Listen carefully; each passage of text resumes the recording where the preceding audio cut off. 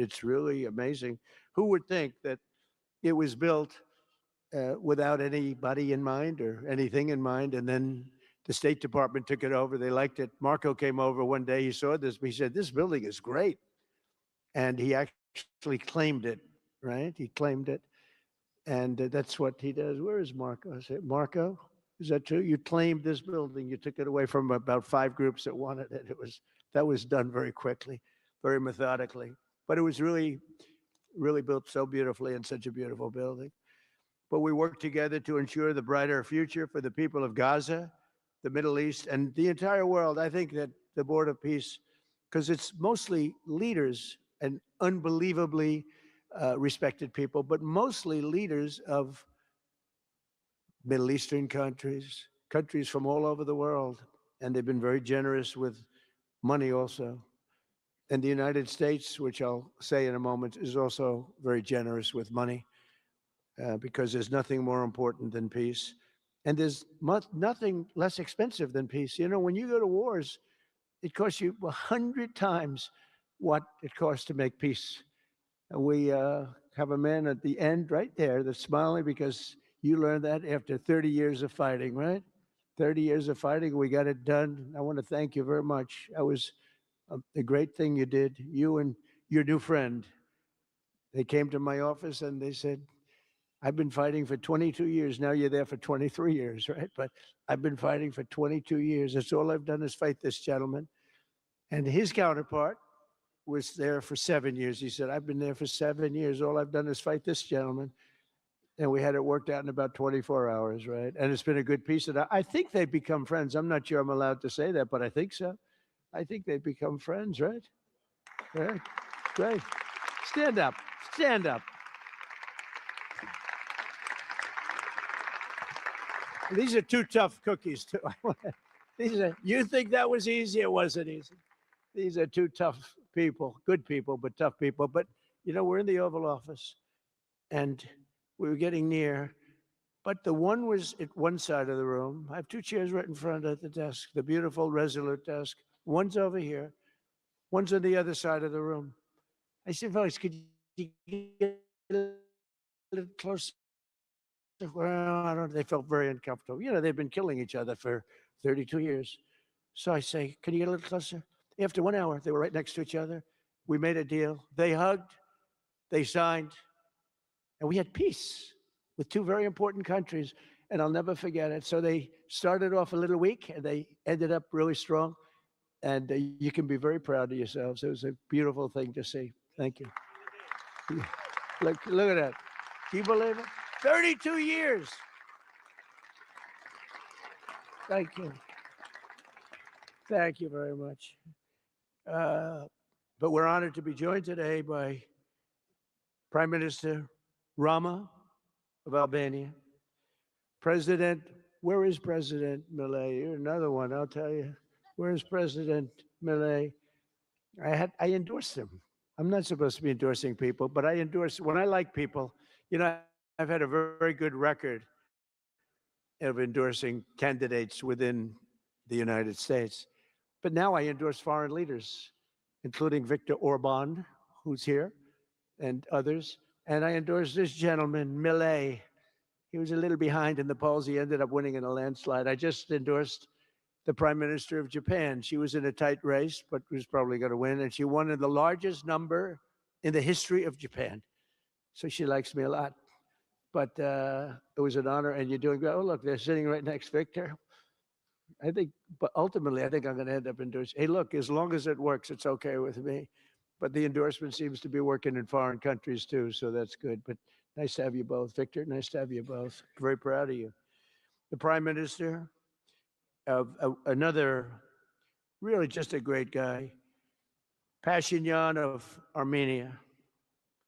President Aliyev of Azerbaijan. I love saying that name now. You know, at the beginning it was giving me a hard time. Now I love saying it. It's a beautiful name. I love it. His Majesty King Hamad bin Essa Al Khalifa of Bahrain. Bahrain. Thank you. Thank you. Where are you? Where are you? He's so rich, he can sit there. He can sit wherever the hell he wants. You know, he can sit up in the corner. He can sit up top. He might take a piece of this building, Marco. He'll take 25% of the building for about $6 billion. Thank you. And you've been very generous also. We appreciate it. Prime Minister Hun Manet of Cambodia. Raise your hand wherever you may be. Because, yeah, hi, how are you? Congratulations. That was another one, right? We did a good job with that one. Prime Minister Madbouli of Egypt. Thank you very much, and say hello to the General/President. Okay. Prime Minister Orban of Hungary, who has my complete and total endorsement for election. Not everybody in Europe loves that endorsement, but that's okay. He does an unbelievable job. He's done an incredible job on immigration, unlike some countries that have hurt themselves, but they're working on it. But I just want to let you know you have my total and complete endorsement, and I'm putting it out. I already did, but I'm putting it out again. And you're coming up with an election, and I think you should be good. I'll tell you, Millet did pretty well. He was a little down, right? And then he ended up winning in a landslide, so that's pretty good. You're going to do great, Victor. Thank you very much for being here. Appreciate it. You run a great country. A man that I really like a lot he's definitely tough. I don't want to fight him. President Prabowo of Indonesia. Thank you very much. Please, this is a big guy. I tell you, I said, how many people in Indonesia? He said, like 240 million. I said, no, say it again. How many? It's a big country you have. And you do a great job and respected by everybody. And thank you very much for being here. Thank you very much, Mr. President. President Tokayev of Kazakhstan, thank you very much. What a country that is. It's a wonderful country and a rich country, in case anybody has any question. We have some very rich people here today. President Osmani of Kosovo. President, thank you very much. Great job you're doing, too. Thank you very much. Prime Minister Sharif, I like this man, of Pakistan, because there was some fighting going on when I got to know him, and your Field Marshal, General, great general, great Field Marshal, a great guy. And I got to meet the Prime Minister. And he said in front of our Chief of Staff, Susie Wells, who's right here, he said, you know, nobody knows this, but I believe that President Trump saved 25 million lives when he stopped the war between us and India, right? You made that statement. I said 25 million lives, could have been much more, actually. But it was really a beautiful thing. You said that in front of a group of people they walked out. They don't think about it, but you're talking about that kind of lives. That war was raging. Planes were being shot down, right? And it was Pakistan and India. And I got on the phone with both of them, and I knew them a little bit. I knew Prime Minister Modi very well, actually. But I got to know Pakistan through a little trade. They were trying to make too good a deal, and I got a little upset with them. And in the end, they got what they wanted, right? And they made a good deal. And I got to like them, the Prime Minister, the Field Marshal, who's a tough man, good fighter, right? Good, serious fighter. I like good fighters, actually. And when I heard that they were fighting, I picked up a certain newspaper. I won't tell you which one because it's fake news generally. But I picked up this newspaper and I saw that Pakistan and India were really going at it. And then it got worse and worse, and many planes were shot down. It was all out. And I called them and I said, listen, I'm not doing trade deals with you two guys if you don't settle this up. They said, no, that has both of them. They didn't want to do that. I said, no, it has to. If you don't do it, I'm not doing a trade deal. We're not doing a trade deal. And they do a lot of business with the United States, and they sort of softened up all of a sudden. Then all of a sudden I read where there was a little bit of a pullback by one, then the other, and all of a sudden we worked out a deal, right? But I said, if you fight I'm going to put 200% tariffs on each of your countries, which essentially makes you not allowed, you can't do any business. One of them, I won't say which one, said, no, can't do that. They both wanted to fight. But when it came to money, it's nothing like money. When it came to losing a lot of money, they said, I guess we don't want to fight. And we solved that deal in 2, 3 days, right? And we did. We said, these are two very powerful nations, these are two nuclear nations. And I don't want to say what was going to happen, but, bad things happen. So, Prime Minister, I want to thank you because that was a very big deal. People have no idea. A lot of them say, oh, well, they weren't fighting. They were fighting. 11 jets were shot down, very expensive jets. And they were all in. Both of them were all in, and now they're not. And I think we'll always be able to settle up with them. I really do. I think you're going to have, it's a lot of progress was made even in the relationship. And Prime Minister Modi also, he's a great man. He's a great guy. They're all great. But I was very proud of it. President Pena of Paraguay is here. President, thank you very much. Young, handsome guy. It's always nice to be young and handsome. Doesn't mean we have to like you. I don't like young, handsome men. Women, it's I like. Men, no, I don't have any interest. Good. That's right. That's right. Thank you very much. You're doing a great job, too. His Excellency Prime Minister Al Thani of Qatar, just a great man, please, a great man and highly respected. And he's working with a man who is amazing. I always say he needs a public relations agency because you do so much good and they have you down as evil. And you're not evil. You help us so much and you're such a good ally. And I just want people to know that. And the Emir is incredible, smart, as smart as you can be, a great leader. And he cares so much for the people. And he cares so much for the Middle East. So I want to thank you very much and send my regards. Your country has been a great help. So, surprising to some of the people writing out there, but now they'll start changing their tune because it's true. I only tell the truth. Prime Minister Don of Romania, wonderful people. The Romanian people are fantastic, fantastic people. Like you're fantastic. And a lot of them come and work in this country and help us in this country, as you know. And it's they are just really, really solid people. President Mirziyoyev of Uzbekistan, who is where? There he is, and a friend of mine. He's got one of the most difficult names in history, but that's okay. It doesn't matter. Your country's doing great. You're doing great. And just no problems. Every time I see him, nope, we're doing good. No problems. And General Secretary To Lam of Vietnam. Vietnam is incredible as a country and as a force. And it's an honor to have you. A really great honor to have you. A lot of respect for your country. We'll also want to express my gratitude to Vice President J.D. Vance, who is a fantastic man. He's a fantastic talent. He was a great student. He went to one school. He graduated. Most people, if you watch some of the people that were at the event in Munich, they didn't graduate quickly from college. They had everything they could do.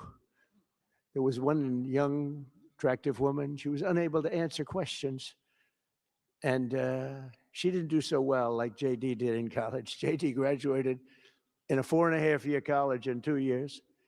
And then he went to Yale and he graduated at the top of his class, went to the military grade. But when he went to Yale, there was one person that was marginally ahead of him. So he married her. Can you believe it?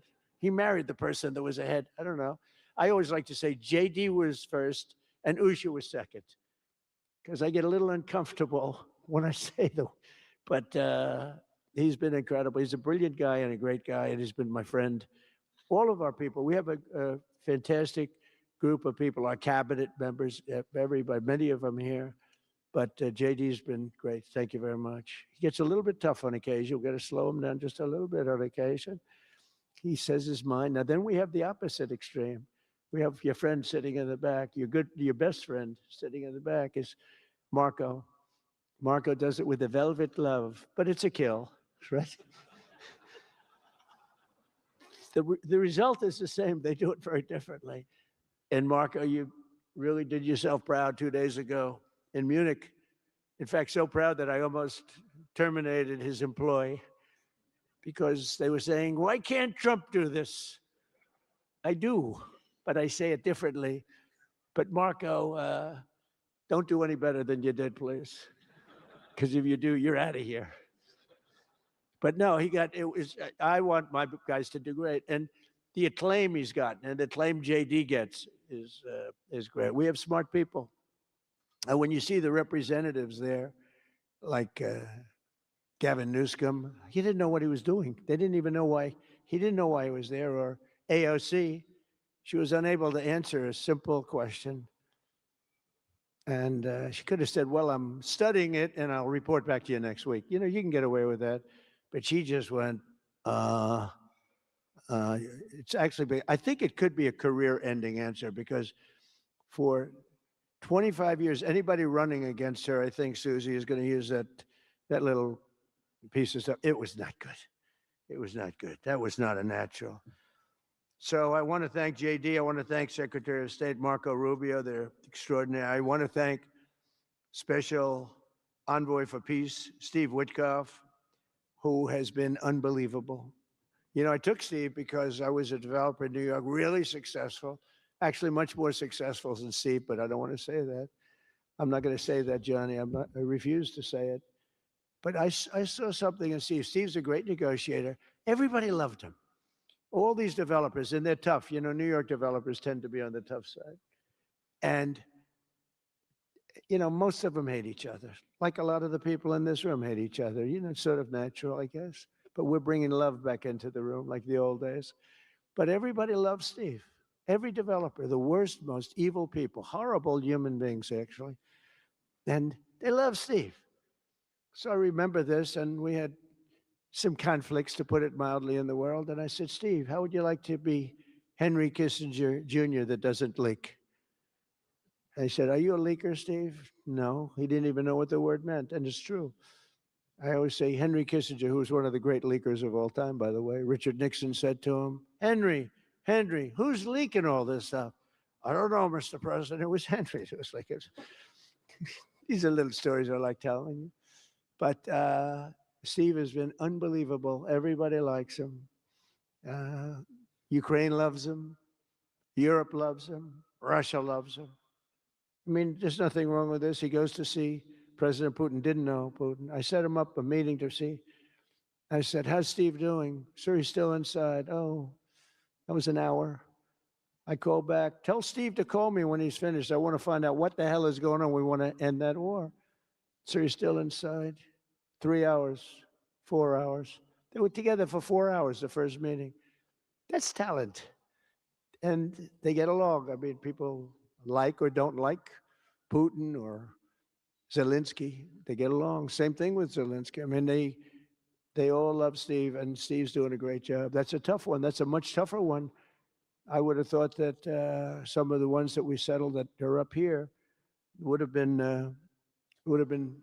I thought this would be easy because I have a very good relationship with President Putin. I have a very good relationship with President Xi. I'm going to be going to China in April. That's going to be a wild one. I said, but we have to put on the biggest display you've ever had in the history of China. You know, last time I went to China, President Xi, he treated me so well. He gave me a display. I never saw so many soldiers all the same height, exactly the same height within a quarter of an inch. You can do that when you have 1.4 billion people. You know, lots of shoulders. Everybody was within about 1/8 of an inch the same height. I said, if they put their helmets down, you could have played pool on the top of their heads. And it was pretty amazing. But I said, you got to top it. He said, I'll top it. We're going to top it. We're going to have a lot of the people, most of the fake news back there is going to be going. So we have, Steve has done a great job. And then a little bit later on, we brought Jared in. Jared was responsible for the Abraham Accords, which is incredible. Nobody else could have done that. A very smart guy. And we're making Jared an envoy also, envoy of peace. They're both envoys of peace. and you couldn't get two. I tell you what, I watch these two guys. I say, at least we're covered from an IQ standpoint. These two guys walk into a room, and but people like them both. You know, they're good people, and they like them both. And they've had some very good meetings. They've had some very interesting meetings having to do with, as you know, Iran is a hotspot right now, and they're meeting, and they have a good relationship with the representatives of Iran, and good talks are being had. It's proven to be over the years not easy to make a meaningful deal with Iran. We have to make a meaningful deal, otherwise bad things happen. But we have to make a meaningful deal. But they have a great relationship with the representatives of Iran. They have a great relationship with the other one that they're really working on now. Because so many of these, I mean, as an example, Kosovo, Serbia. I did that one. Could you stand up if any of you guys are, when you're here, just stand up for a second. Kosovo, Serbia. Stand up. What a job. Thank you very much. We appreciate it. So good. And you're getting along. And when you don't get along, you'll call me and we'll get it solved, right? We'll get it solved. Thank you very much. Really good. And then again, Pakistan and India. That was a big one. And just, I think you should actually stand. Come, please, stand just for a second. Pakistan and India, thank you very much. And I spoke to Prime Minister Modi. He's excited. He's watching us right now. Egypt and Ethiopia. We're going to get that. You know, there's a little dam that got built. Little dam, like maybe the largest dam in the world. Built and financed, of course, by the United States brilliantly. And having a little trouble getting water to the Nile. It's not, that's a tough situation, but we're going to get that solved. Armenia and Azerbaijan, we talked about. And again, thank you, fellas, very much. Great job. Great job. Thank you. Cambodia and Thailand. So incredible what you did, that you got together and it all worked out. They're watching right now on closed circuit. Thank you very much. And thank you. That was a big one. Cambodia and Thailand. These are nasty fighters. I have to tell you, these fighters are nasty. Now we talk about, you talk nasty fighter. You're nice guys compared to this. Congo and Rwanda. That was, and we've got them pretty peaceful. There's little flare-ups every once in a while. I'll get a call once a week. Sir, there's a flare-up in the Congo again. We'll get it straightened out, right, Susie? We get it straightened out. And Israel, as you know, with you could say Israel and numerous countries if you want to really know the truth, but Israel and Iran, and we'll see where that goes. But when you think of Israel, we've done the biggest thing of all. We have peace in the Middle East right now. That's bigger than people said it couldn't be done. For 3,000 years, they've been talking about Middle East. They said it couldn't be done. And you look at what's happened in Gaza.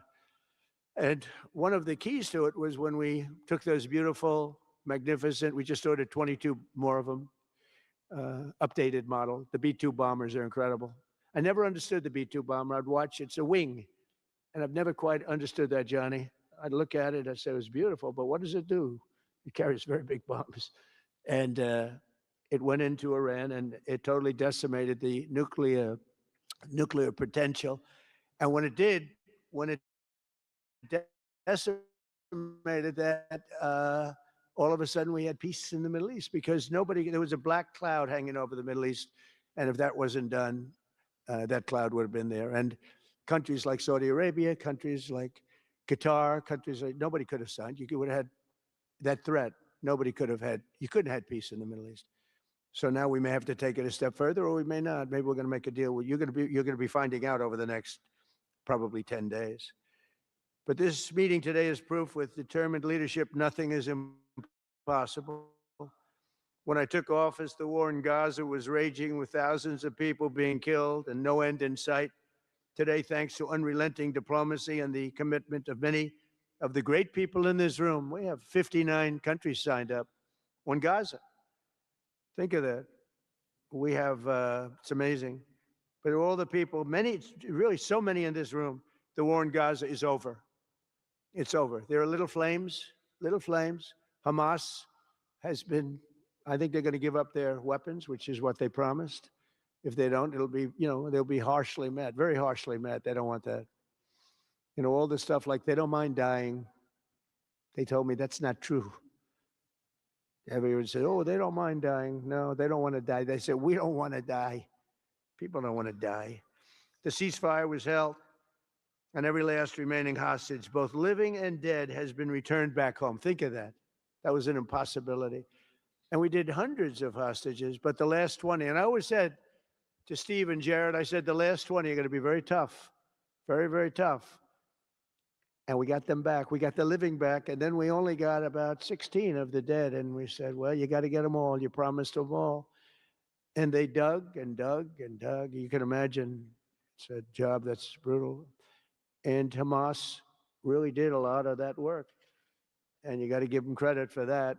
They brought the last one home a week ago, and we got all 28 of them, living and dead. The amazing thing, because I've never seen anything quite like it, the parents of the dead, they knew their boy was dead. This case, boys, all boys, men, but to the parents' boys, they knew their boy was dead. They wanted that dead body as much as if he were alive. And when they got them back, there was great sadness, but there was great joy too. They wanted it as much as the people that got their sons back alive. But we got a lot of people before those 20, Steve, what nobody talks about, but hundreds of people. We did a good job, and you guys did a fantastic job. I want to thank every nation that helped us achieve this monumental breakthrough, saving countless lives, and really bringing peace and bringing the concept of peace, because nobody thought peace in the Middle East. I've always heard peace in the Middle East is impossible, and it's turned out not to be. And we do have some work to do with Iran. They can't have a nuclear weapon. It's very simple. You can't have peace in the Middle East if they have a nuclear weapon. And they can't have a nuclear weapon. And they've been told that very strongly. Since the hard-won ceasefire of last October, the United States and our partners have facilitated the delivery of vast amounts of humanitarian aid, numbers that nobody's ever seen before. In November, the United Nations Security Council unanimously approved the Board of Peace. And last month in Davos, we welcomed over 24 members to this very important new organization. And we are very closely working with the United Nations. In fact, I'm going to speak to the Secretary General in a little while. He's a good man. And I've had a good relationship. Other than in my last speech, they did turn off my teleprompter. I got up there. My teleprompter didn't work. I'm sitting in front of all of you people and more.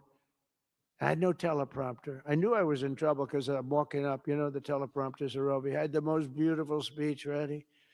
Yeah, I was all set to knock them dead. First, I had an escalator that stopped. You know that. It's going up. Boom. It's lucky my movie star first lady was in front of me, because I put my hand on a certain part of her body, and I was able to stop my fall. Otherwise, because she had no trouble, I said, boy, that was a very sharp stop, Johnny. So I said, that was strange. I've been on a lot of escalators. It's never happened before. Usually it stops very slowly. This was just boom. But our first lady was right in the proper location for me. I'm waving to people, and she was holding on a little tighter. She knew what was happening. She did. She said, that's a very successful movie out right now, like #1. Can you believe this? And she's a big movie star. And I always say it's trouble, because I always say there's not room in one family for 2 stars. I told her that we can't have 2 stars in one family. So I don't know what that means, but it's not good. But it is good because we're proud of her. She did people in the United States love the First Lady, and she did the movie, and it's become the biggest selling documentary in 20 years. Can you believe? The theaters are all packed. Women especially, they go back and they see it 2 or 3 times, 4 times. But together we're committed to achieving a Gaza that is properly governed throughout. The whole area is going to be, so many countries that have really nothing to do with the Middle East, but they're maybe somewhat close by. They're all involved. They want to go in and fight. They tell me all the time, we'd like to send soldiers to fight if it's necessary. And I don't think it's going to be necessary. We have 2 countries that want to go in and do a number on Hamas. I said, I really don't think I hope it's not going to be necessary, because they made a promise, and they promised me get rid of their weapons. Looks like they're going to be doing that, but we'll have to find out. But it's no longer a hotbed of radicalism and terror. And to end that, we have today, and I'm pleased to announce that Kazakhstan, Azerbaijan, UAE, Morocco, Bahrain, Qatar, Saudi Arabia, Uzbekistan, and Kuwait have all contributed more than $7 billion toward the relief package. That's great. Thank you, fellas. Thank you.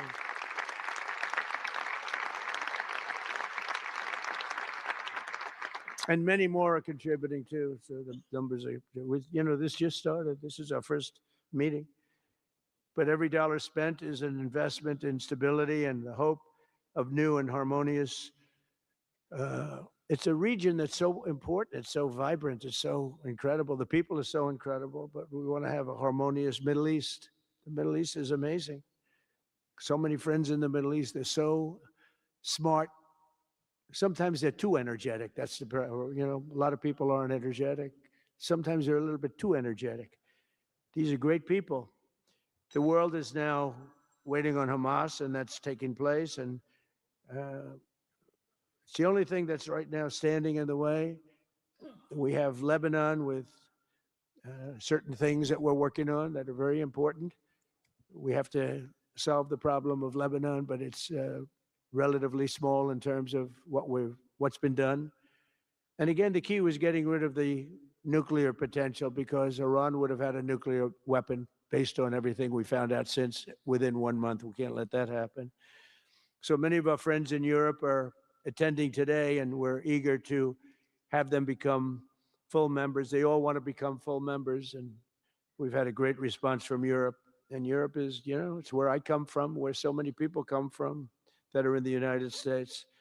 But we have a great relationship with Europe. We have a great head of NATO. He is a fantastic man, and he's doing a great job, really great job. I'm excited to announce that Norway has agreed to host an event bringing together the Board of Peace. Oh, I thought when I saw this note, I'm excited to announce that Norway, I thought they were going to say that they're giving me the Nobel Prize. Oh, this is less exciting. Oh, it says, I'm excited to announce that Norway, and I'm saying, oh, great, I'm getting the Nobel Prize. Finally, they got it right. But I don't care. I don't care about Nobel Prize. I care about saving lives, just so you understand. We play and we all, do what we have to do. I only have one thing. I don't want to see people killed from parts of the world that are very far away from the United States. And if I have an ability to turn off wars, I want to use that ability, because it's people, millions of people. It's like the Prime Minister said, 25 million people maybe.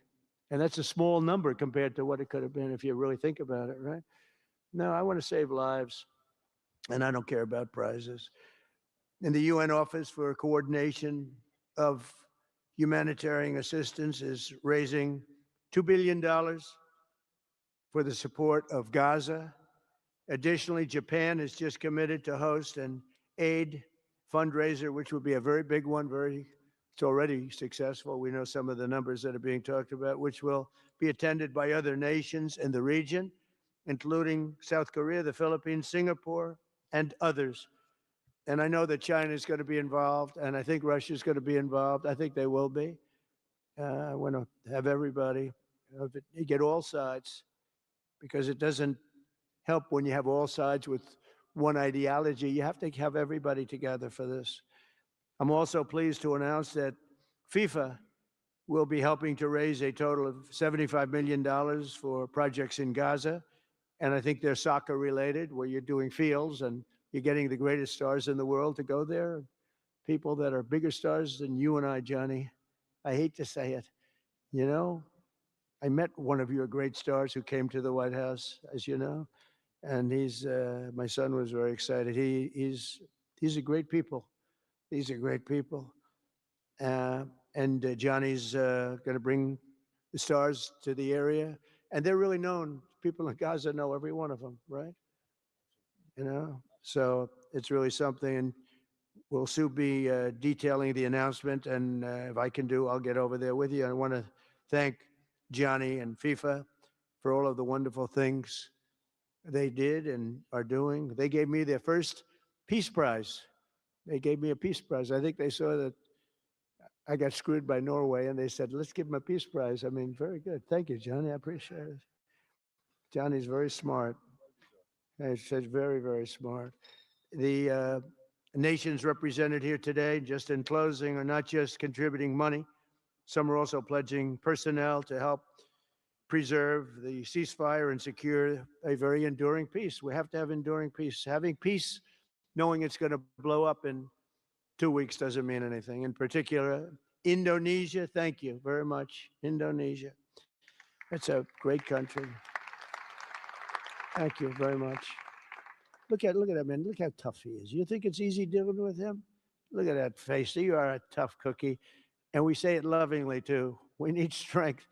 You say, see, he doesn't mind. He's tough and he's smart. And smart is more important. Morocco, thank you very much. Great. What you're doing is great. Albania, Kosovo, Kazakhstan have all committed troops and police to stabilize Gaza. Egypt and Jordan are likewise providing very, very substantial help, troops, training, and support for a very trustworthy Palestinian police force. We think we're getting some very good people on that police force. And, it's peace in the Middle East. We have peace in the Middle East. Just think of it. For years, you've been hearing about peace in the Middle East, and everybody's saying it's impossible. All of these countries are working together around the vision of a Middle East that is free from the curse of extremism and terror.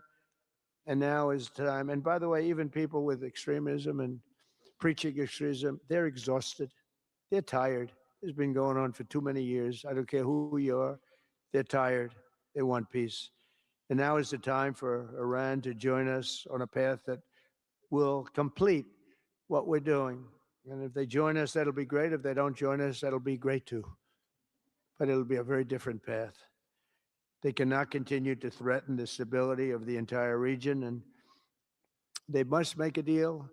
Or if that doesn't happen, I maybe can understand. If it doesn't happen, it doesn't happen. But bad things will happen if it doesn't. With the commitments announced today, the Board of Peace is proving that it does not just convene countries.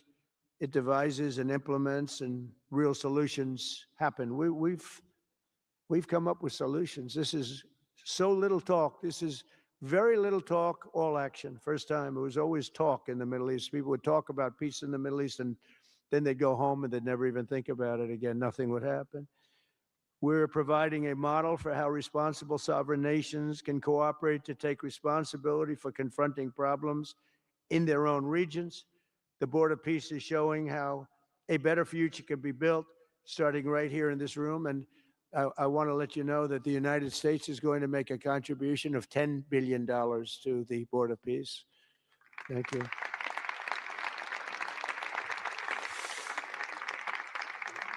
And we've had great support for that number. And that number is a very small number when you look at that compared to the cost of war. That's 2 weeks of fighting. It's a very small number. It sounds like a lot, but it's a very small number. So we're committed to $10 billion. Together, we can achieve the dream of bringing lasting harmony to a region tortured by centuries of war, suffering, and carnage. They say 3,000 years. And hopefully we can lift up the eyes of the world to envision how other intractable conflicts can be settled. So many conflicts, they'd say, are impossible to settle, and we get them settled. We got, of those 8 that we settled, most of them were said to be not settleable. And they not only got settled, they got settled within days.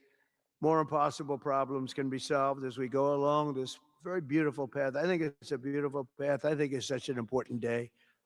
Even the weather's beautiful. We walk in, it's beautiful. Everything's beautiful. But the ancient wounds can be healed, and they are indeed ancient. This has been going on for so many centuries that our entire planet will be a better, safer, more beautiful, and more peaceful place for us all. We're going to be working with the United Nations very closely. We're going to bring them back. I think the United Nations has great potential, really great potential. It has not lived up to potential. The 8 wars, I never even spoke to them about one of them, and I should be speaking to them about all of them. Someday I won't be here. The United Nations will be, I think, is going to be much stronger. The Board of Peace is going to almost be looking over the United Nations and making sure it runs properly. But we're going to strengthen up the United Nations. We're going to make sure its facilities are good. They need help, and they need help money-wise. We're going to help them money-wise, and we're going to make sure the United Nations is viable. And you have some very good people at the United Nations, can do a good job. But as I said, I've said it for years, United Nations has tremendous potential. A lot of people didn't like when I said it. They said, oh, you shouldn't say that because, you know, we don't care about the United Nations. No, it's really very important. And I think it's going to eventually live up to potential. That'll be a big day. So I want to thank everybody for being here. You're my friends. You're great, great leaders. You're great people.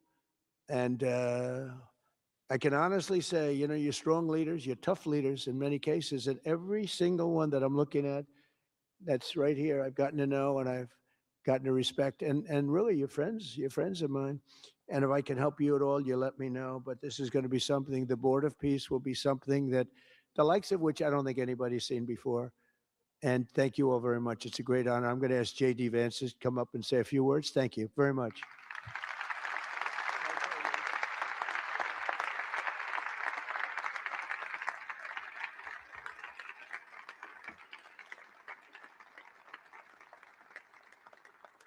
Well, thank you, Mr. President, very much for your leadership, but also for the kind words about me personally. I knew exactly what I wanted to say, but then after the president said that I was so smart and that I didn't want to repeat our congresswoman who froze for 20 seconds over in Munich, now I'm tempted, sir, just to freeze for 20 seconds and just stare at the cameras, and maybe they'll say nice things about me like they do about Congresswoman Cortez. But I have 3 very brief messages. First of all, to the President of the United States, but to the entire team, to Marco, to Steve, to Jared in particular, who've done such an incredible job. I think what this Board of Peace represents is a recognition that if you actually have a President of the United States and a team that's committed to diplomacy, it can actually work. When I look at what happened to Israel on October the 7th, all those innocent people who were murdered, the fact that you had all of these hostages, and of course, a terrible war that came from it, I remember thinking to myself, how is it ever going to be possible to get these hostages home safely, to make it possible for the people of Gaza to actually have a reasonable future, but also to ensure that Israel is never attacked again? It turns out the answer was you just needed a president who was committed to the effort and committed to the work, and that's what we had, thankfully, under the leadership of this president. And you got to make peace, but then you have to make the peace stick. And that brings me to my second point. That's what the Board of Peace, I think, is fundamentally about, is making the peace stick. And it's an incredible thing that you guys have all done. So to all of the leaders gathered here today who are investing in the future, who are investing in peace, we're grateful to you. We're grateful for your partnership. And in particular, I think to the president of Azerbaijan and the prime minister of Armenia, who I just saw last week, thank you all for making it possible and for showing what real leadership can accomplish. When you set aside weapons and killing and destruction and invest in your people and invest in prosperity, it can create great things. So thank you both for what you did. I think it showed great leadership. And finally, to the American people, I think it's important that the American people recognize why we're here today.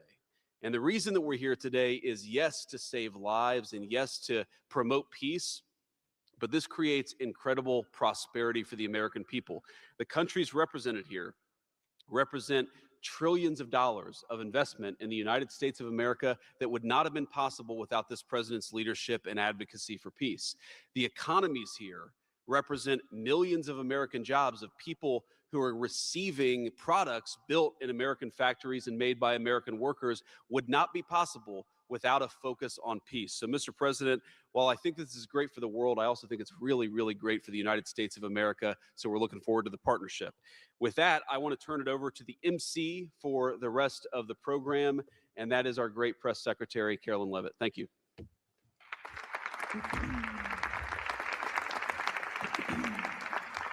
Well, congratulations, Mr. President and Mr. Vice President, for convening the first ever Board of Peace meeting. And we will now hear from our Secretary of State, Marco Rubio.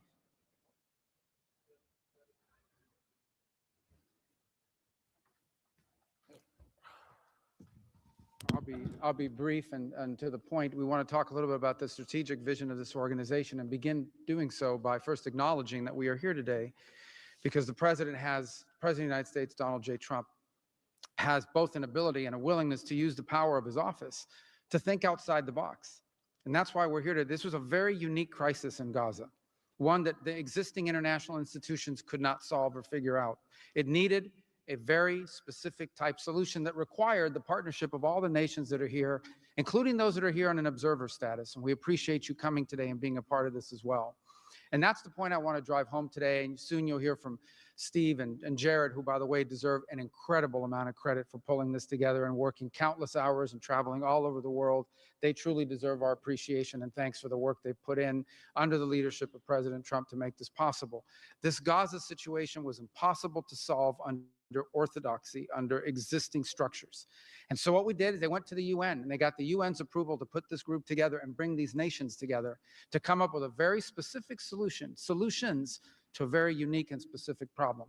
We have a long ways to go. There's a lot of work that remains. It will require the contribution of every nation state represented here today, and we thank you for being a part of it.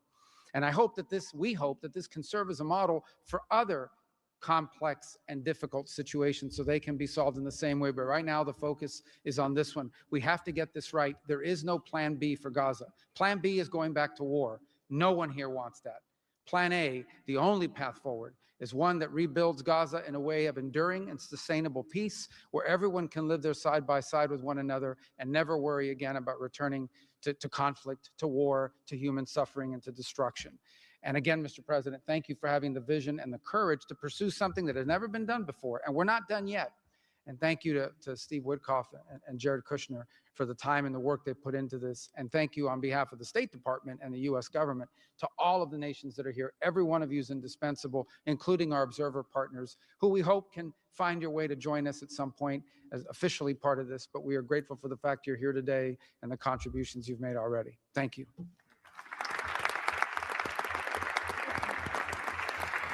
Thank you, Marco. We will now hear from our special envoy, Steve Witkoff.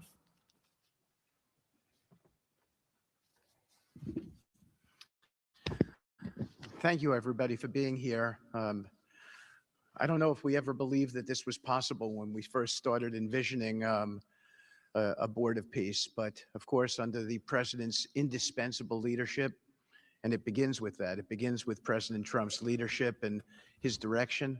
We are here today, and it's pretty amazing. I think we have some people to thank. We had an amazing partnership between the mediating countries, Qatar, Egypt, Turkey. Prime Minister Mohammed, you are an exceptional human being. You really are. Ali, thank you for everything you did. That's you right over there, Ali. Wherever Hakan is, Hakan, you were amazing.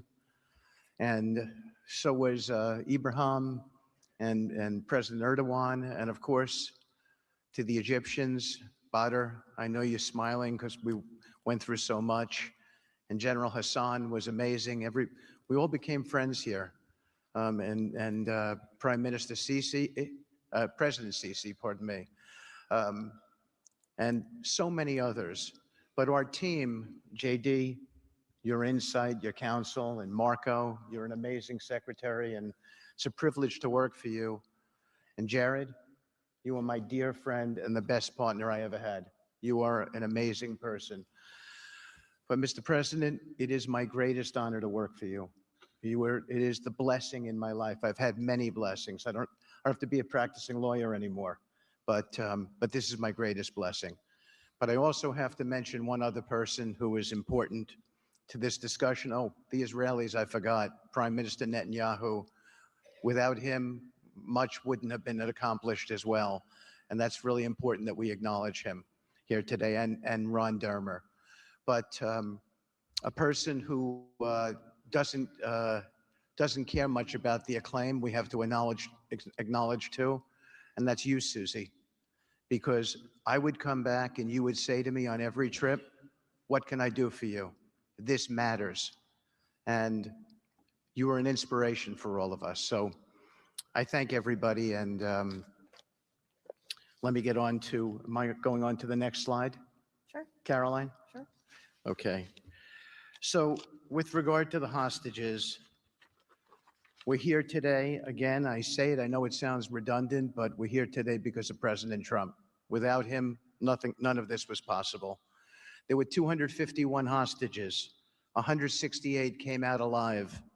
83 bodies were returned to their families so that they could grieve and remember their loved ones like in a normal way, in a way that brought their families together. So that was just as important. This was a monumental effort, and I want to tell a story about the president.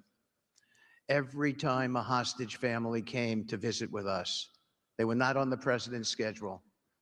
I would walk down to the Oval Office. I would tell the president that there was a hostage family here, and he would say, "Steve, bring them up," every single time. And when we got the last 20 out, we had a celebration at the White House, and I could see the emotion on the president's face. And he came up to me and he said to me, "I have to tell you, this is my 5th year in the Oval Office, and I don't know that I've ever had a more special time than this moment with these people, seeing them come home."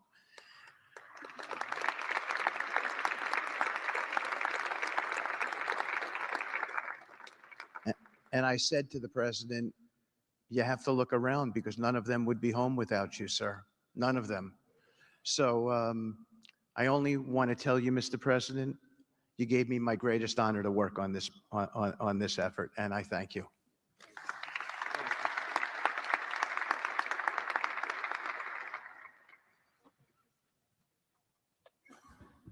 Thank you, Steve. Now you're going to hear directly from the team that has been tasked with implementing President Trump's 20-point plan for Gaza, beginning with our ambassador to the United Nations, Mike Waltz.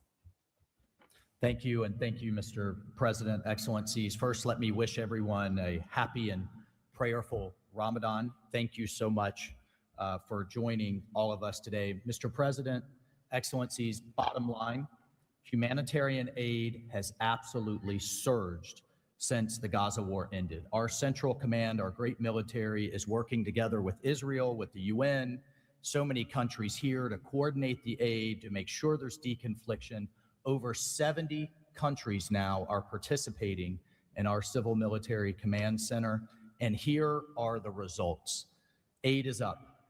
4,200 aid trucks have entered Gaza each week for 13 consecutive weeks, the longest stretch of high-volume assistance to Gaza in years. Diversion is down significantly from prior to the ceasefire, with less than 1% diverted this month.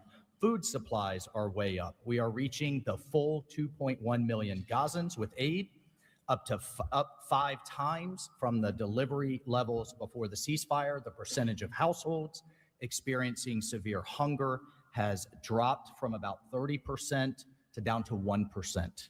As of this past February, drinking water has doubled and child malnutrition has been cut in half. If we could go to the next slide, Mr. President, only under your leadership and this great team could we bring together the United States, Israel, Egypt, Jordan, the UAE, the United Nations agencies. Mr. President, bottom line, like you, this is a board of action, not a board of endless talk or speeches. And these results are a true testament to your leadership and the leadership of this great team. We are saving lives, and it's an honor to be a part of it. Thank you, Mr. President. Dr. Ali Shaikh. It is my honor to be here representing the National Committee for the Administration of Gaza. Thank you, President Trump, for your leadership, for your continued efforts. A new governing authority is now in place for Gaza, with a clear mandate and a clear commitment to establishing development and stability. However, we are operating in extremely difficult conditions. Large parts of Gaza Strip are severely damaged, destroyed actually. Humanitarian needs are acute. Law and order remain fragile. This is not normal operating environment, President, which is precisely why discipline and prioritization matter. Our priorities, therefore, are defined into 4 categories. First, restore security via professional civilian police under one authority, one law, and one weapon, including training and developing 5,000 Gazan police to be deployed in 60 days. Secondly, revive economic activities and livelihoods, creating decent jobs, especially for our young population. Thirdly, ensure sustainable emergency relief as described earlier. Fourthly, restore basic services including electricity, water, health, and education. And last but not least, the access and movement. Our mandate is simple, President. Step by step to build the foundation for lasting peace, dignity, and prosperity for the people of Gaza. And this is where we count on your continued leadership and support. Blessed the peacemaker. Thank you.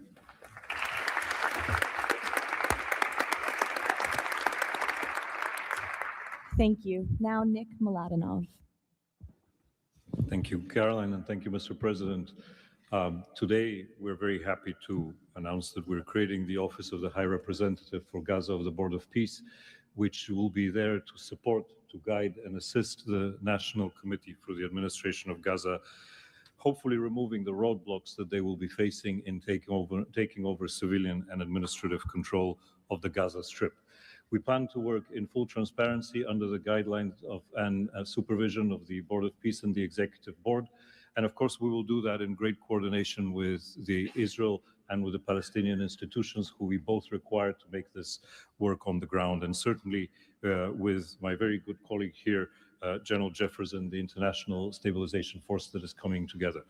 Mr. President, if I can actually use the opportunity to announce some breaking news that as of this morning, we started the process of recruiting Palestinian police force that Ali was just referring to. And just in the first few hours, we have 2,000 people who have applied to join a new transitional Palestinian police force to be formed in Gaza under the authority of the National Committee with the support of the Board of Peace, trained in Egypt, where we have received an excellent proposal of how to do that forward. And this is critical to what we need to do as we begin this process. And if we may move to the second slide.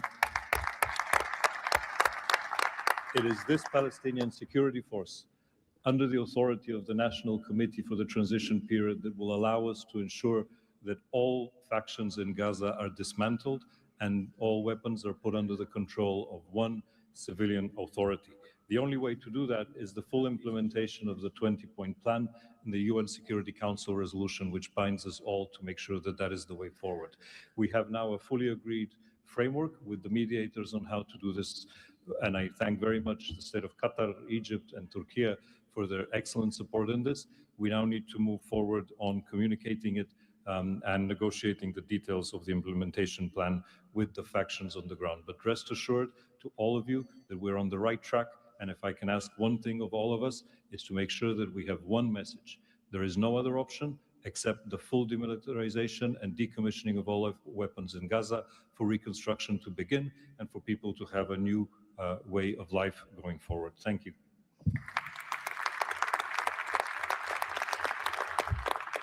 Thank you, Nick, and congratulations. Now, Major General Jasper Jeffers. Thank you, Caroline, Mr. President. It's an honor to be here today as the ISF commander. The ISF will do two things: stabilize the security environment in Gaza and enable civilian governance as established by the National Committee. For the last few months, we've had a team on the ground of U.S. military experts preparing the infrastructure for the ISF. This team's already operating from a combined joint operations center that's going to be the headquarters for the entire ISF. As you can see on our map, Our plan is for the ISF to be assigned in 5 different sectors, each sector receiving 1 ISF brigade. In the short term, we plan to deploy to the Rafah sector first, in addition to the training of police. Midterm objective is to continue to expand sector by sector, all moving to our long-term 12,000 police and 20,000 ISF soldiers. I'm incredibly pleased to announce today that the first 5 countries have committed troops to serve in the ISF: Indonesia, Morocco, Kazakhstan, Kosovo, and Albania. And 2 countries have committed to train police: Egypt and Jordan. I would also like to announce that I have offered and Indonesia has accepted the position of Deputy Commander for the ISF. With these first steps, we will help bring the security that Gaza needs for a future of prosperity and enduring peace. Thank you.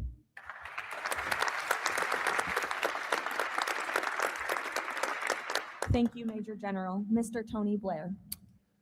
For decades, Gaza's governance has been characterized by extremism, corruption, ineffective institutions, and the complete absence of a route to prosperity for the Gazan people. Yet, as President Trump recognized, its potential has always been vast.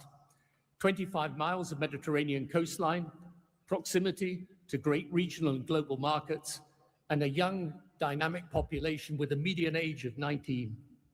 So today we set out profound changes necessary to rebuild Gaza for Gazans. Gaza not as it was, but as it should be, including its governance. Effective public institutions serving the people, a business environment where enterprise flourishes, an education system educating the young for tolerance and achievement, and a tech-enabled society making the most of the digital revolution. This is a vision of Gaza as part of a Middle East at peace, not a phony piece of declarations no one means and agreements no one intends to keep, but a genuine commitment to a region where, whether you're a Muslim, Jew, Christian, of any faith or none, you can rise by your own efforts and feel your government by your side, not on your back. That is the vision behind President Trump's 20-point plan for Gaza, and it remains the best, indeed the only hope for Gaza, the region, and the wider world.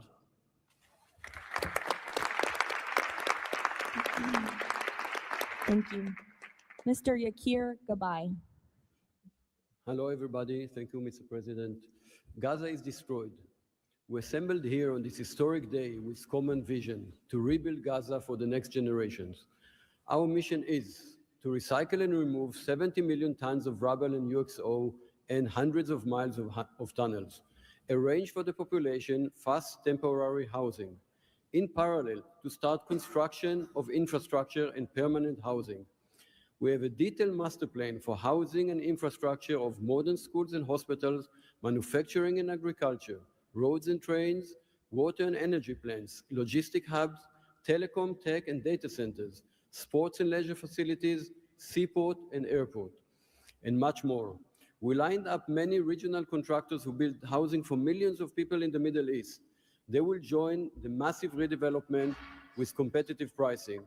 The funding is ready and will be invested in a free economy. The local population will build their own cities, which will create hundreds of thousands of jobs and will revive the economy. The Gaza coastline is 26 miles long. It can be developed as a new Mediterranean Riviera with 200 hotels and potential islands. The value goes to the Gazans through the Gaza Sovereign Fund. This plan is all subject to a full disarmament of Hamas. Thank you very much. Together we will make this vision into a reality.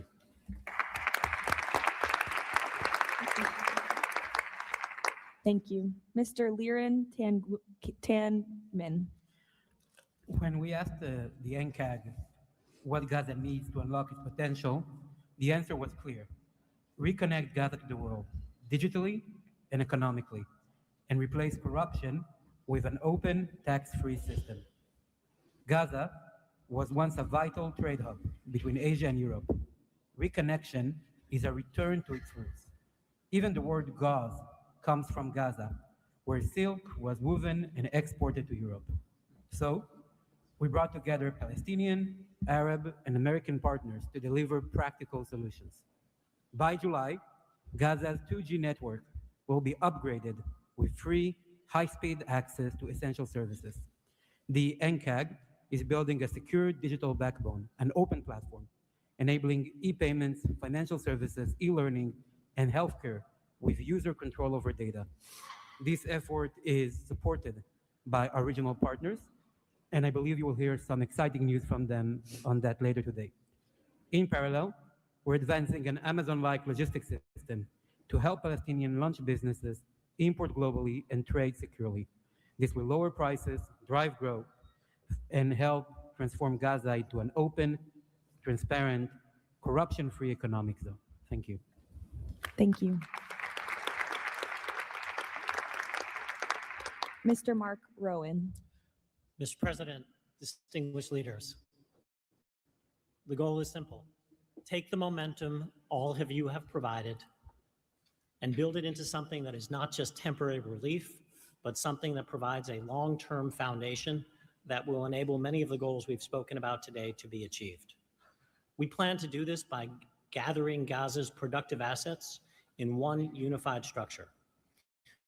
This will allow independent, professional, conflict-free management of the resources to benefit the Gazans.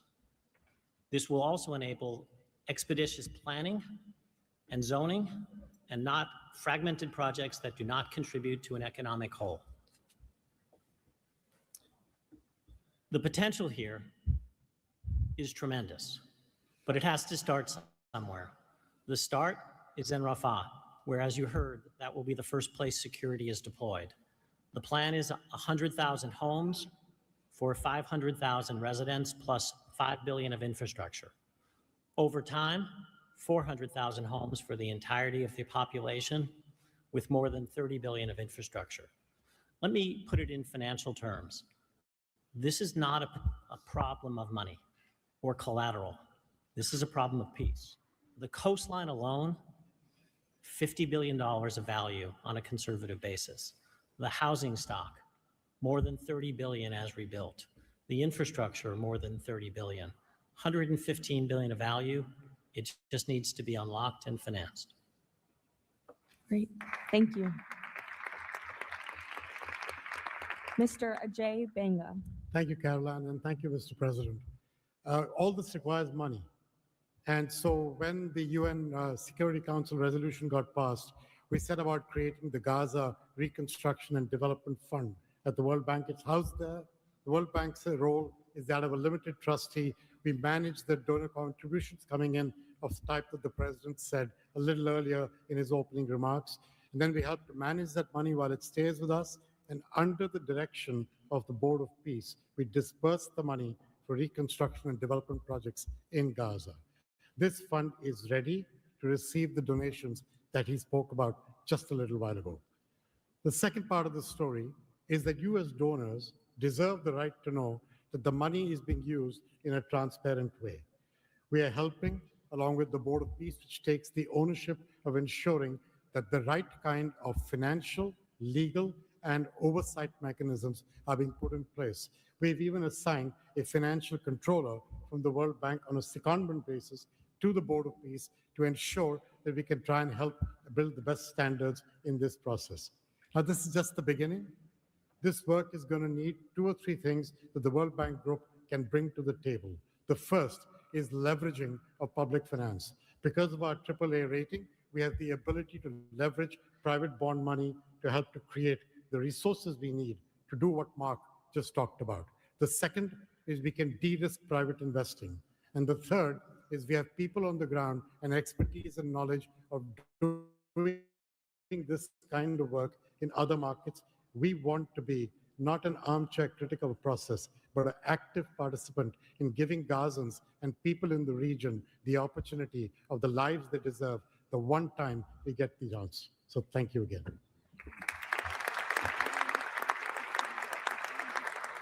Thank you all for your tremendous work. Before we turn it over to many of the distinguished leaders who are here today, we are going to hear from Mr. Kushner to talk about the future of the Board of Peace. Thank you, Caroline, and thank you, Mr. President, Mr. Vice President, Secretary Rubio. We cannot change the past, but I think that what you're seeing today is that we can potentially change the future if we focus and do this in the right way. We tried to structure this meeting like a proper board meeting, like we do in the private sector, where we have all the preparation, we get the right people together, and we really report on what our challenges are, what the opportunities are, and what are the approaches. What you've seen today is just a small sample of the work that's been done. And I really want to thank the entire team that's worked so hard at this. A lot of these people are volunteers. They're doing this not for any personal gain. People are not personally profiting from this. They are really doing this for their children and for their grandchildren and because they want to see peace. One small anecdote is Liran said to me, "Are you sure I should be presenting? I'm a Jewish Israeli and I'm working on Gaza and all these things." And I said, "That's exactly why you should be presenting today." If Jews and Muslims work together, Israelis and Palestinians with Americans and English and Bulgarian and people from all around the world, then we can kind of join on a common goal, which is peace and togetherness. And that's really what we've done. I want to thank President Trump. I remember working with you on your first foreign policy speech in 2016 that you gave at the Mayflower Hotel. And at the time, those ideas were considered to be very, very radical. What I saw as somebody who didn't have any foreign policy experience were just common sense ideas. Why can't the world be better? Why can't there be peace? Why can't there be more prosperity for all people in all ways? And I think over the last decade, you really have changed the way that the world thinks about a lot of these things. And I think that this organization is bringing a new approach and new ideas and new people together in order to effectuate it. I'd really like to thank all the countries that joined on very early. I see this as a very self-selecting group of countries that really believe that the future can be different and wanted to join in partnership and put their reputations and their resources and their time and their ideas on the way to say, these are the challenges we're putting into that we're solving in our own countries. We want to come with new ideas because we've achieved success and we believe that the world can be better in that regard. So I don't have to go through these slides in great detail, but we've secured today, even without the president's, amazing commitment, over $7 billion. As Mark said, we don't really have a resource issue here, although we are going to need everyone's support. We just need to be executing and doing this in a good way. We've dealt with the humanitarian issue. We've returned the hostages. But the one final thing I just want to talk about as well from our perspective is that the President Trump in his heart wanted to get the hostages home, but he also really wanted to help the people of Gaza. He saw the suffering that they were enduring, not through fault of their own, because of the bad leadership that they had, the situation they were born into. The war was a horrific, horrific situation. And I think through this process, thanks to Ali and the committee, we are now here to fully support the committee. We are here to help the people of Gaza, to lift them up and give them every opportunity to succeed. And we really see this as a partnership with them and with the Israelis to see if we can create an environment that can be peaceful, that can be functional, that can offer people the opportunity to really live a better life. And I think you've seen some of the work today, and hopefully we'll be successful. Like I said, the last one, failure is not an option, and we have to really push forward and keep finding ways to succeed with this. So really thank you, President Trump, Vice President Vance, and Secretary Rubio, and obviously Steve, who's been, like he said about me, I feel just about him. Working through all these challenges has been an absolute honor and a pleasure with you, and I've really been very lucky to have your partnership. So really thank you all, and I'll give back to Caroline. Thank you. Thank you, Jared. The war Hamas began has left. The war Hamas began has left Gaza in ruins. Yet from these ruins, a new future will rise. President Donald Trump's unparalleled achievements in just a few months. The United States, together with key regional and global partners, has signed the 20-point Gaza Peace Plan, a blueprint for security, peace, and prosperity. All the hostages returned, the living ones to their homes and the deceased to burial. Ceasefire is stable, and the killings from both sides reduced by 99%. The United Nations Security Council approved the establishment of the Board of Peace chaired by President Donald Trump, a governing body dedicated to providing security, infrastructure, and homes for Gaza's people. Ushering in the new dawn for Gaza, the new Palestinian Technocratic Government of Gaza, the NCAG, was elected with consent of all parties, including the Palestinian factions, Israel, and the Arab countries. Rafah border crossing with Egypt was open. The NCAG will secure the disarmament of Gaza to ensure one authority, one law, and one weapon. The United States and its partners, in coordination with the World Bank, are pledging billions of dollars to rebuild Gaza. Safe areas are being established in Rafah and later across the Gaza Strip, where families can receive shelter, food, healthcare, and education.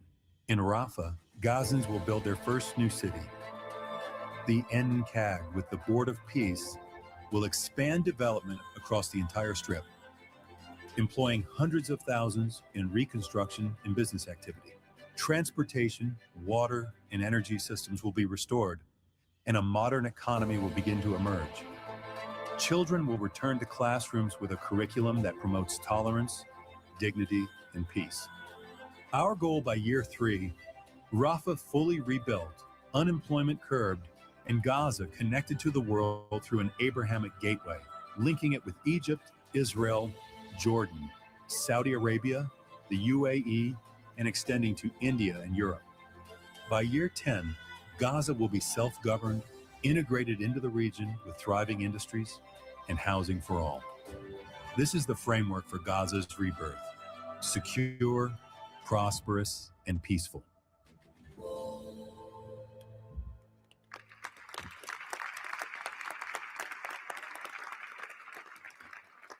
It's amazing. Now we will hear from our distinguished leaders who are here today, beginning with the King of the Kingdom of Bahrain. You're welcome. President Trump, distinguished members of the Board of Peace, it is an honor to participate in this inaugural meeting of board convened by President Donald Trump. I take this opportunity to extend my heartfelt congratulations on this worthy and timely initiative. The meeting comes during the holy month of Ramadan, where we will pray to Almighty God that our endeavors will bring peace, security, prosperity to the world.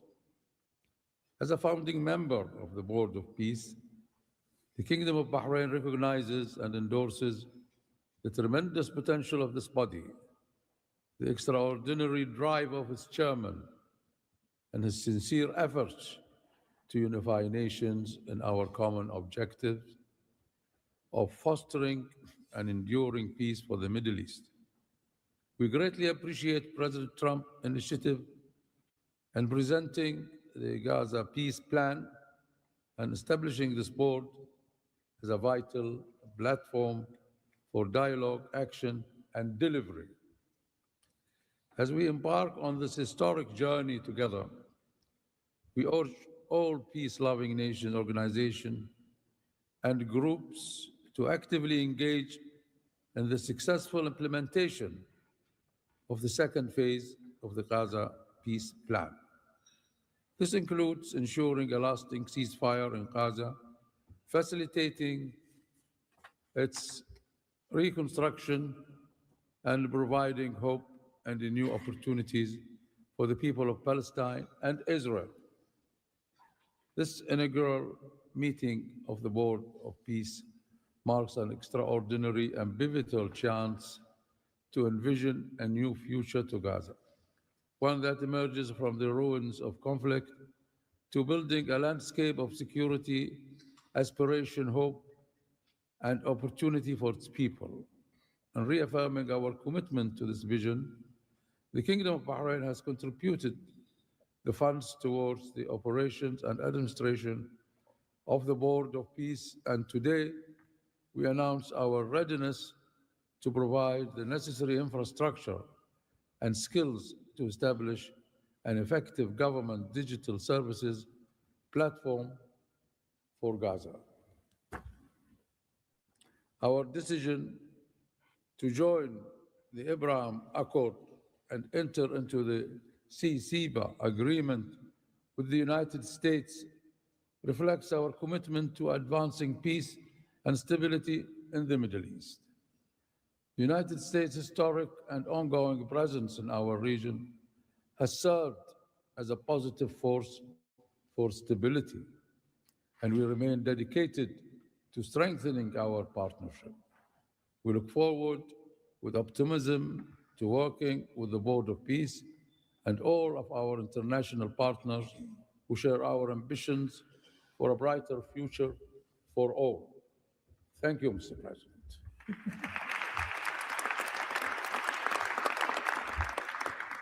Next, the President of the Republic of Kazakhstan. Dear Mr. President, ladies and gentlemen, our meeting here at the Donald Trump U.S. Institute of Peace comes at a moment when decisive and pragmatic actions matter most. In fact, it's about making durable peace through practical, target-oriented measures, but not through endless conferences with wishful resolutions. Mr. President, your clear vision and far-sighted approach to promoting global peace and stability has inspired my country to join the Board of Peace. The Board of Peace is widely expected to respond directly to new realities by reinforcing existing multilateral efforts. The world has never seen a move like this. It is absolutely unprecedented because, in essence, peace through construction is a very innovative concept or project, and it has every chance to become a reality by our joint efforts. Therefore, Mr. President, I acknowledge and accept your conviction that lasting peace must be built on concrete actions. As our first step, we are ready to contribute a significant amount of cash finance directly to the Board of Peace without any delay. Kazakhstan is also keen to be part of the restoration and construction process through international companies with strong credentials. The program, mostly funded by our government, may include the construction of infrastructure, housing, residential complexes, schools, hospitals, and other important civilian facilities, as well as the rubble clearance. We pledge to fully accomplish our financial commitment toward the board. As one of the world's major producers of wheat, Kazakhstan is ready to provide humanitarian assistance to enhance food security in Gaza and beyond. Kazakhstan plans to provide 500 scholarships to Palestinian students to pursue academic programs in our universities over a 5-year period. We can share our internationally recognized e-government expertise and other digital solutions. Kazakhstan is willing to support the ISF by deploying military units, including medical units, and sending our observers to the Civil Military Coordination Center. Sustainable development in the Middle East requires new ways to promote peace, cooperation, join the Abraham Accords. This crucial move is fully aligned with the noble mission of the Board of Peace. Both of them may constitute a solid basis for joint efforts to promote peace and security in the Middle East and to foster economic, humanitarian cooperation in the region and even beyond. Given the global nature of the board's agenda, Kazakhstan is committed to providing practical support, including through hosting meetings at different levels and scales. I also would like to propose to establish a special President Trump's Award of the Board of Peace to recognize his outstanding peace-building efforts and achievements. I am confident, Mr. President, that under your strong leadership, the Board of Peace will successfully deliver its great, noble mission. Thank you.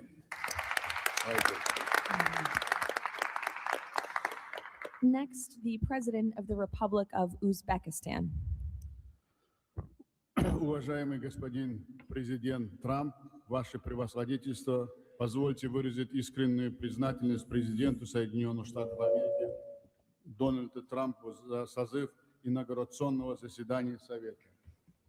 Несомненно, сегодняшний саммит – это результат политической воли и прагматизма президента Трампа. Узбекистан поддержал миротворческую инициативу о создании Совета мира и твердо заявил о намерении принять практическое участие в ее успешной реализации. Убежден, что работа Совета позволит сформировать благоприятную обстановку для экономического и социального восстановления сектора Газа. При этом любой механизм внешнего управления должен непременно опираться на внутреннюю поддержку населения сектора. Скоординированные усилия всех сторон позволят обеспечить устойчивость постконфликтному процессу и создание условий для скорейшего восстановления Газы. Подчеркну, что Узбекистан готов внести посильный вклад в возведение жилых домов, детских садов, школ и больниц. Уважаемые друзья, символично, что нынешний саммит проходит в Институте мира имени Дональда Трампа. Наша встреча является ярким проявлением международной солидарности, миротворчества и общего стремления к улучшению ситуации на Ближнем Востоке. Мы должны использовать эту историческую возможность для построения новой Газы с процветающей экономикой и достойным условием жизни для всего населения. Благодарю за внимание.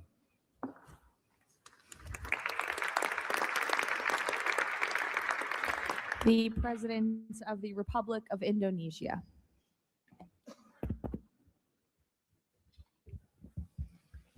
President Trump, distinguished delegates, Indonesia, from the first day that we studied President Trump's 20-point plan, we completely agree and we are fully committed to this plan, and that is why we joined the Board of Peace. We are committed to its success. We know there will be a lot of obstacles, there will be a lot of difficulties, but we are very optimistic with the leadership of President Trump. This vision of real peace will be achieved. There will be problems, but we will prevail. We will achieve our dream of peace in Palestine, peace, a lasting and peaceful solution for the Palestinian problem and in Gaza. The achievements of the ceasefire is real. We commend this, and therefore we reaffirm our commitment to contribute significant number of troops, up to 8,000 or more if necessary. We are prepared to contribute the troops to take part actively in the international stabilization force to make this peace work. Thank you very much.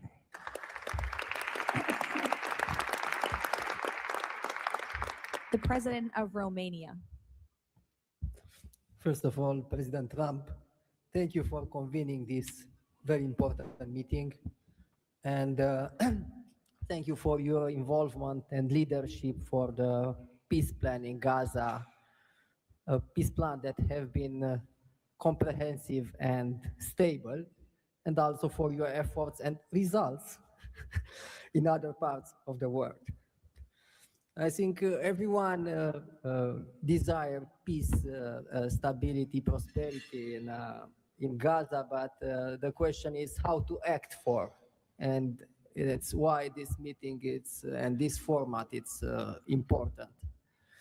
What Romania can do, first, on the humanitarian situation, we can increase the number of flights in order to extract children with disease and to treat in the Romanian hospitals. We've done already, and we can do for 1,000 children and 4,000 family members. Secondly, we had a good expertise in emergency response system like ambulance, fire systems, and we can help in order to rebuild that system, and we can donate some equipment. Third, we already offering some scholarships for Palestinian students, and we can extend the program, and we can help also to rebuild, refurbish the schools in Gaza. And fourth, I think the most important, we had also some expertise. We can help to rebuild the institutions like police, like justice, like public administration. We have done that in other parts of the world, so we have some expertise. We can contribute with experts, with trainers. And also it's important to say that we have traditionally good relation with Jewish people and with the Palestinian people, so it will help. So we can count on us. Thank you. The Prime Minister of the Republic of Albania. Thank you for inviting me to be part of this journey, Mr. President. The fully aligned bipartisan vote of support this initiative received in our parliament speaks for itself about how honored Albania is to be a founding member of this new organization. Many in Europe say the Board of Peace is meant to substitute the United Nations. It does not look to me like an attempt to replace the UN, but if it helps shake that agonizing giant and inshallah wake it up, then God bless the Board of Peace. Mr. President, we commend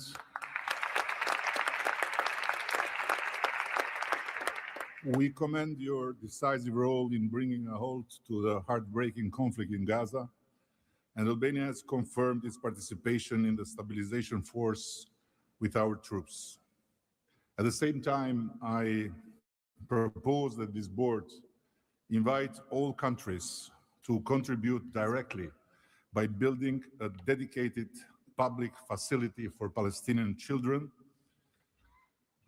and in doing so, the world would help the children of Gaza, who are the most innocent hostages of the lunacy of Hamas,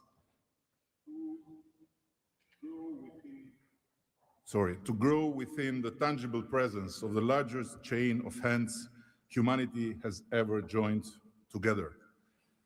By not only putting the money, but bringing their own architects in this, so the world will transform an wound of history into an oasis of hope, where compassion takes concrete form and the future is shaped around those who deserve it most, the next generations of Palestinians.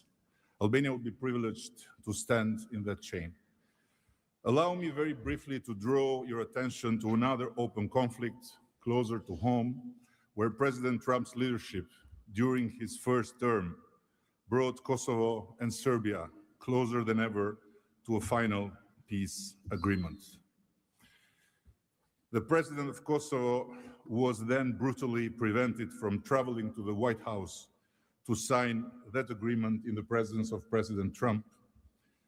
And this was the doing of the very same Sicario prosecutor that went after President Trump himself, and for that became worldwide famous. Today, the Kosovo president have now spent 6 years in pretrial detention before a special court in The Hague, sponsored by several democratic states, some of them present here, that should be shamed of that type of international justice. Just last week, Mr. President, another prosecutor funded by this great country and its taxpayers requested 45 years of imprisonment for him, a request that sent shockwave of humiliation through an entire peace-seeking nation. At this moment, only a few months stand between a man who rose from resistance to ethnic cleansing to become a peacemaker, and the potentially devastating outcome in a court that has so far failed at every step to uphold the standards of democratic justice. For the sake of God, Mr. President, let's do something before, as you say, very bad things might happen again. And again, thank you so much for including Albania in this noble initiative by bringing close friends of Israel and of the Arab countries. We very much hope to be an added value in your amazing vision.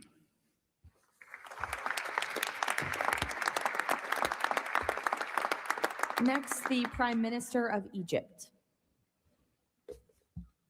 Your Excellency President Donald Trump, distinguished participants, I thank President Trump for convening this meeting. His Excellency's direct involvement and commitment to promoting peace in the region has been instrumental in achieving an end to the conflict in Gaza, which was previously considered unattainable.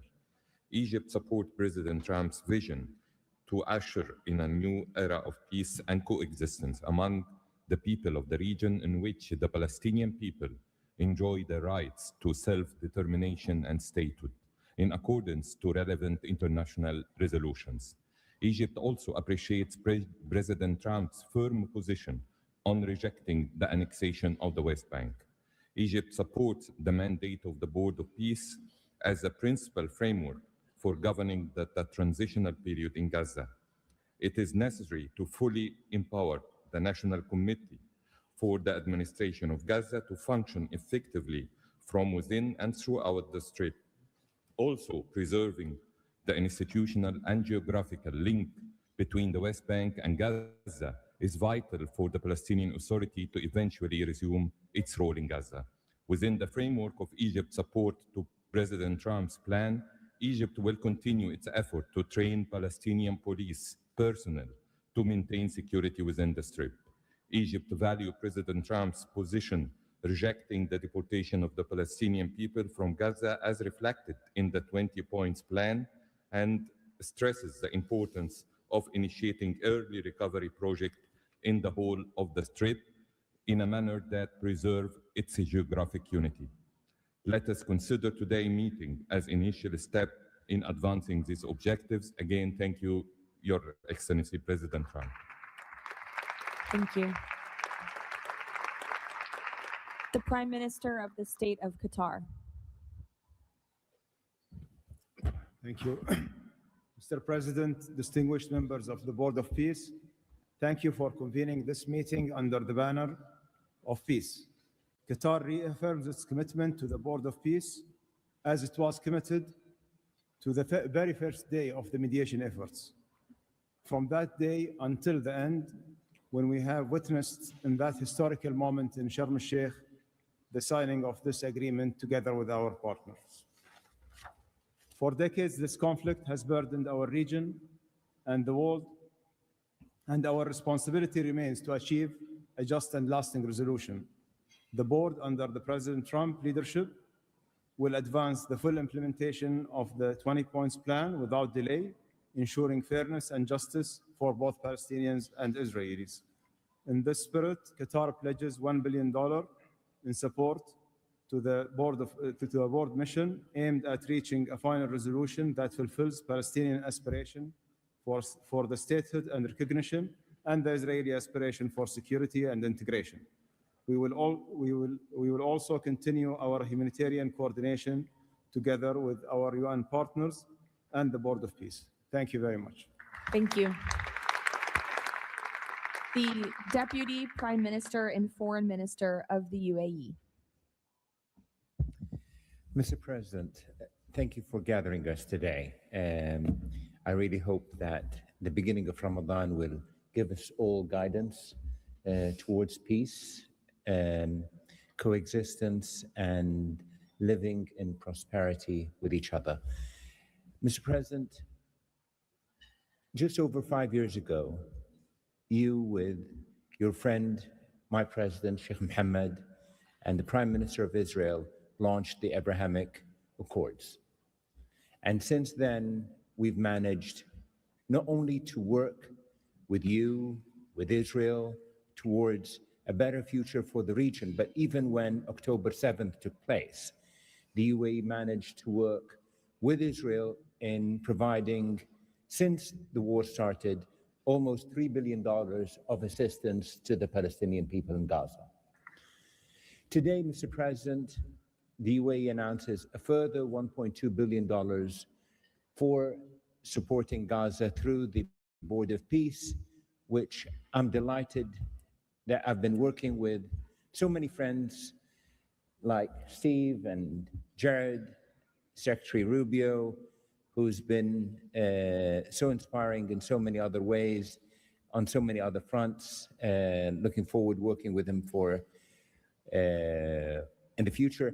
And Mr. President, if it wasn't for your support, I think this board would not have been gathered. We would not have had the meeting in New York to end this war when you gathered 8 leaders of the region to end this war. So, Mr. President, during Ramadan, we pray for your success. Thank you. Thank you. The Minister of Foreign Affairs of the Kingdom of Morocco. Thank you. Mr. President, His Majesty King Mohammed VI welcomes and supports your vision and leadership to foster peace and prosperity around the world, and in particular in the Middle East. Thanks to your peace plan for Gaza, a ceasefire was achieved, a tragic war was ended, lives were saved, and a pragmatic and forward-looking approach to rebuild Gaza was crafted. Today, as a committed founding member of the Board of Peace and upon instructions of His Majesty King Mohammed VI, Morocco is pledging the following in honor of the President Trump's visionary peacemaking. 1, Morocco has already made the first ever financial contribution to the Board of Peace. 2, Morocco is ready to deploy police officers and train policemen from Gaza. 3, Morocco will deploy a high-ranking military officers to ISF Joint Military Command. 4, Morocco will deploy a military field hospital. 5, Morocco is ready to lead a de-radicalization program to fight hate speech and promote tolerance and coexistence. To conclude, allow me, Mr. President, to briefly highlight 4 elements. The conditions set in phase 2 of the your 20-point plan should be met for the success of our action. Preserving stability in the West Bank is crucial. The Palestinian ownership is important through legitimate institutions. Lastly, you are, Mr. President, the only leader able to bring peace to the Middle East. We hope that the stabilization of Gaza will help launching a global and genuine peace process based on the two-state solution. Thank you. Thank you. The Minister of Foreign Affairs of the Republic of Turkey. Mr. President, distinguished participants, after 2 years of immense suffering, ceasefire in Gaza has been achieved thanks to President Trump's personal engagement and our collective efforts. Yet the humanitarian situation remains fragile, and ceasefire violations continue to occur.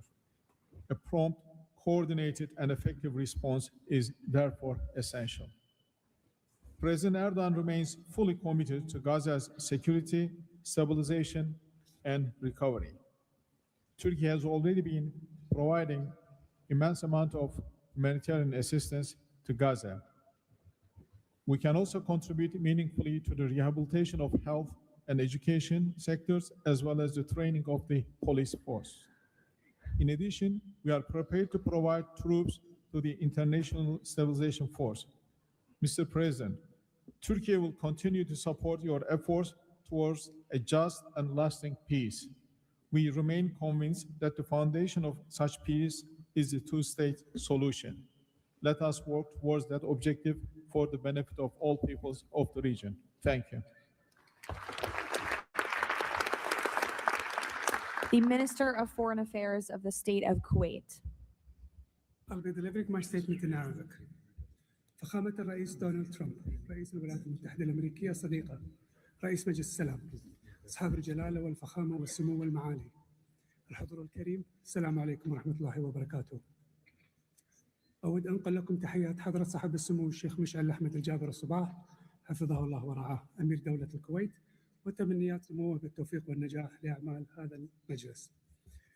كما نتقدم بخالص الشكر لفخامة الرئيس دونالد ترامب على جهودها المقدرة والرامية إلى المساهمة في التوصل إلى إنهاء حالة الصراع بما يؤول نحو إقامة الدولة الفلسطينية المستقلة على حدود 4 من يونيو لعام 1967 وعاصمتها القدس الشرقية وفقا لقرارات الشرعية الدولية بما فيها القرار 2803 ومبادرة السلام العربية. إننا نجدد دعم دولة الكويت المبدئي والثابت والتاريخي للشعب الفلسطيني الشقيق وقضيته العادلة، ولطالما كانت القضية الفلسطينية ودعمها تشكل أحد ركائز السياسة الخارجية الكويتية، الأمر الذي يحتم علينا دعم كافة الجهود والمبادرات الرامية إلى إحلال السلام بما فيها خطة فخامة الرئيس الأمريكي دونالد ترامب ذات النقاط 20، معربين عن أملنا باستمرار نجاح هذا المسار والذي يظل مرهونا بتكاتف وتضامن المجتمع الدولي. ختاما، مالية بقيمة $1 مليار أمريكي على مدى السنوات القادمة دعما لجهود مجلس السلام وتأكيدا على التزام دولة الكويت الثابت بدعم كل مسعى يهدف إلى رفع المعاناة عن الشعب الفلسطيني الشقيق وتحقيق الأمن والاستقرار في غزة. والسلام عليكم ورحمة الله وبركاته. Thank you. The Minister of State for Foreign Affairs of the Kingdom of Saudi Arabia. Thank you, Mr. President, distinguished members of the board, distinguished guests. It is a pleasure to be here with you as we embark on a journey towards establishing a lasting and just peace in the Middle East, a peace that results in two states, Israel and Palestine, living side by side in peace and security, a peace that results in transforming our region from death and destruction to hope and prosperity by integrating the region, bringing together its resources and unleashing its potential. The Kingdom of Saudi Arabia, Mr. President, has been seeking peace for a long time. In 1981, King Fahd offered the 8-point plan, which was adopted by the Arab world at the summit in Fez, that essentially established or reconfirmed the notion of land for peace. In 2002, Saudi Arabia, the late King Abdullah launched the Arab Peace Initiative, which was adopted by the Arab world unanimously, as well as by the Islamic world. Today, the custodian of the Holy Mosque, King Salman bin Abdulaziz, and His Royal Highness Crown Prince Prime Minister Mohammed bin Salman are working towards realizing a vision for peace and prosperity and security and integration in our region. So, Mr. President, we look forward to working with the Board of Peace to establish this noble objective. And I'm pleased to announce that the Kingdom of Saudi Arabia will pledge $1 billion over the next few years in order to achieve this objective, to work towards alleviating the suffering of our Palestinian brothers and bring them the peace that they and the whole region so desperately desires. So thank you very much and good luck to all of us. Wassalamu alaikum wa rahmatullah. I know there were a few more leaders who wanted to quickly share a few words, so we will go to the President of the Argentine Republic, Milei. Señor Presidente, distinguidos miembros del Board of Peace, la nueva Argentina ha adoptado una posición clara en política exterior. Defendemos de forma inclaudicable el derecho a la vida, la libertad y la propiedad y sus instituciones derivadas, la igualdad ante la ley, la libertad de expresión y el libre comercio. La defensa de esos derechos no es negociable, es un prerequisito para la paz. Pero no todos los actores internacionales juegan con las mismas reglas. Hay quienes rechazan esos derechos, los pisotean y se benefician de lo que los demás respeten. Frente a ellos, la buena voluntad no alcanza. Necesitamos instituciones con voluntad y capacidad de hacer valer las reglas. La paz duradera no se construye sobre consensos que ceden en lo fundamental. Se construye sobre la determinación de defenderlo. Si vis pacem, para bellum. La Argentina participa de este Consejo con la convicción de que la paz exige decisión política y una arquitectura institucional capaz de sostener soluciones reales en el tiempo. El presidente Trump ha predicado con el ejemplo, mediando el acuerdo de paz en Gaza, acuerdo que luego ratificó la resolución 2803 del Consejo de Seguridad de las Naciones Unidas. El Consejo de la Paz nace como expresión de ese liderazgo, con el mandato de ejecutar un plan de pacificación y reconstrucción y los mecanismos para hacerlo, entre ellos una fuerza internacional de estabilización. En esta etapa inicial, Argentina está lista para contribuir. Ponemos a disposición la colaboración de nuestros cascos blancos. Nuestra trayectoria en operaciones de paz es un capital probado que ponemos al servicio de la fuerza de estabilización. Creemos en una diplomacia que asume riesgos para alcanzar la paz. Creemos en el liderazgo que enfrenta desafíos complejos con determinación, como el del presidente Trump. Y creemos que la única paz que vale la pena construir es la que descansa sobre los derechos innegociables del hombre. El Consejo de la Paz ofrece un marco para avanzar en esa dirección. La Argentina lo respalda. Muchas gracias. Thank you. The Prime Minister of Hungary, Mr. Orbán. Dear Mr. President, Excellencies, dear colleagues, first of all, let me express the appreciation of the Hungarian people to President Trump for his tireless peace efforts all around the world. Hungary is the only country to be represented here on the highest level among the founding members from the European Union. I represent a country which has been living in the neighborhood of a brutal war for the last 4 years. We all know this war would not have broken out if President Trump had been in office at that time. However, President Trump's return to office offers a great chance to multiply the peace efforts not only in Gaza, but in Ukraine as well. We in Europe understand clearly that the security situation in the Middle East, and especially in Gaza, has a significant impact on the security of Europe. Therefore, our participation in the boat of peace is not only based on principle, but also on our own security interest. Let me also share with you that there is serious talks going on in Europe about the boat of peace and its future role.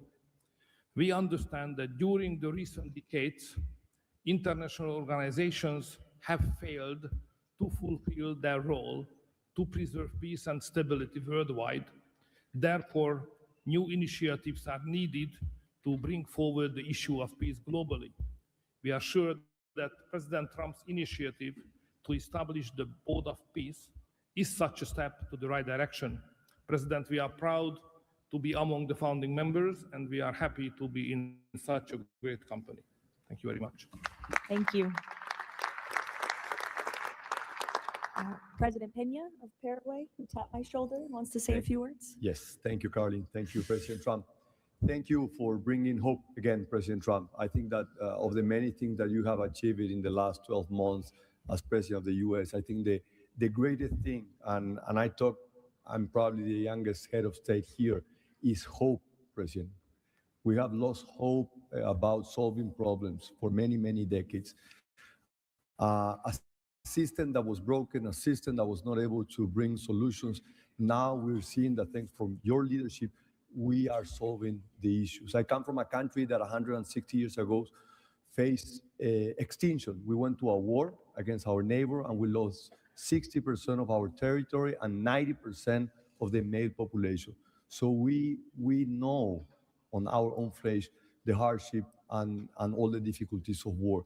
That's why Paraguay is so proud to be a founding member of the Board of Peace. And we're here to collaborate. Maybe we are not going to be the country that's going to bring the more money or the more security forces, but I think that there is a lot that all of the countries can bring to the table to solve these issues. Paraguay, together with a handful of countries, have been supporting Israel, and we will continue to do so.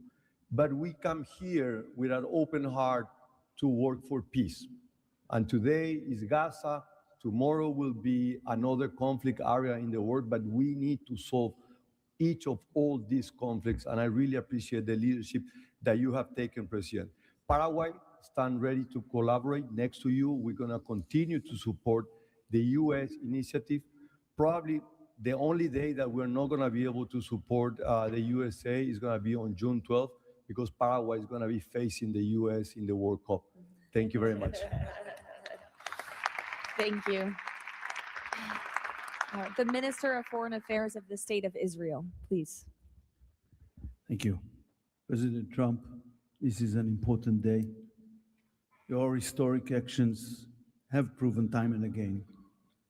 You are a leader who takes initiative, forges new paths, and works toward a better future for the entire world.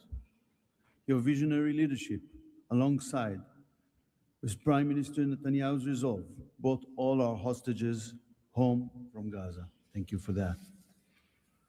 I'm proud to represent here the State of Israel that stood through such a difficult war for 2 years on 7 different fronts, demonstrating resilience and strength.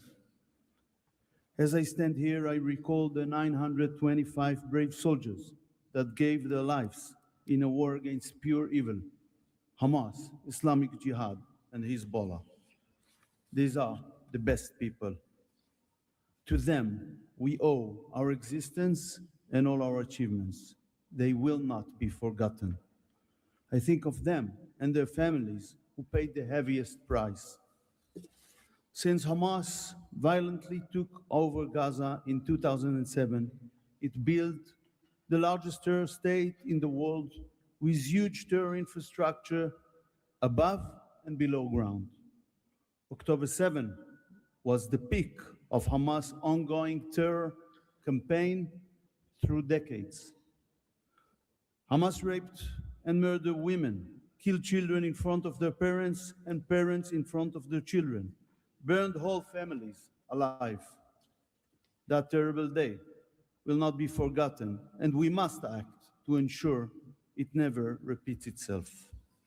Distinguished leaders, all previous plans for Gaza failed because they never addressed the core issues: terror, hate, incitement, and indoctrination. At the heart of President Trump's comprehensive plan are the disarmament of Hamas and Islamic Jihad, demilitarization of Gaza Strip, and de-radicalization of Palestinian society there. It's the first plan to address the root of the problem. We support it and are working and will work toward its success.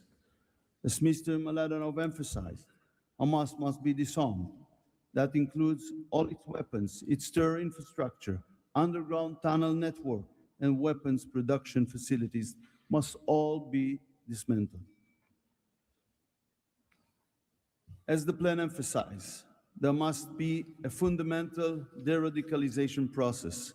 The infrastructure that indoctrinates Palestinian children to hate and kill Jews in educational and religious institutes should no longer exist. All those are important not only for the Israelis. Gazans have lived under a terror regime for decades. The people of Gaza must be liberated from these terrorists. I want to make this opportunity to wish Muslims around the world Ramadan Kareem. Distinguished leaders, President Trump's visionary leadership creates, for the first time, an opportunity for a better future. On behalf of Israel, I say, thank you, Mr. Trump. Thank you for your leadership. Thank you. Lastly, the Prime Minister of Pakistan.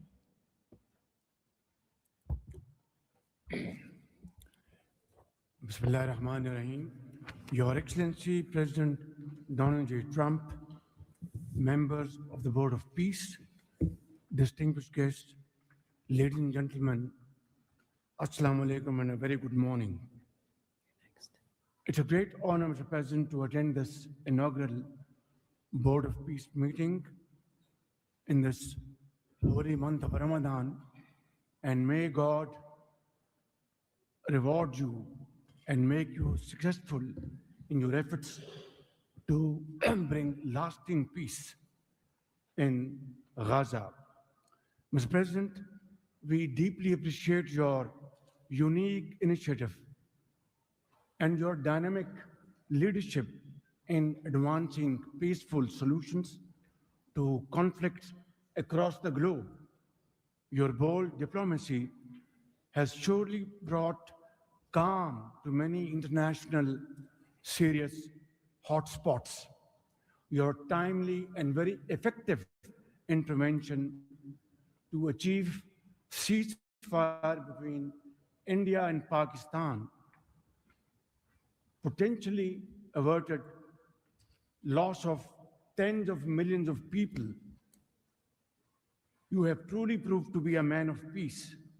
And let me say, Mr. President, you are truly savior of South Asia. The people of Palestine have long endured illegal occupation and immense suffering. And to achieve long-lasting peace, it is very important that ceasefire violation must end to preserve lives and advance reconstruction efforts. The people of Palestine must exercise full control of their land and their future in line with UN Security Council resolutions. Mr. President, we must work together towards a credible pathway to Palestinian self-determination through the establishment of an independent, sovereign, and contiguous state of Palestine in line with the relevant resolutions. Mr. President, we hope that under your visionary and dynamic leadership, we will ensure a just and lasting resolution to the issue of Palestine. And today is a day which will mark a place in the annals of history that through your efforts, through your untiring support and great efforts, long-lasting peace in Gaza will be achieved, will be your legacy for all time to come. Thank you.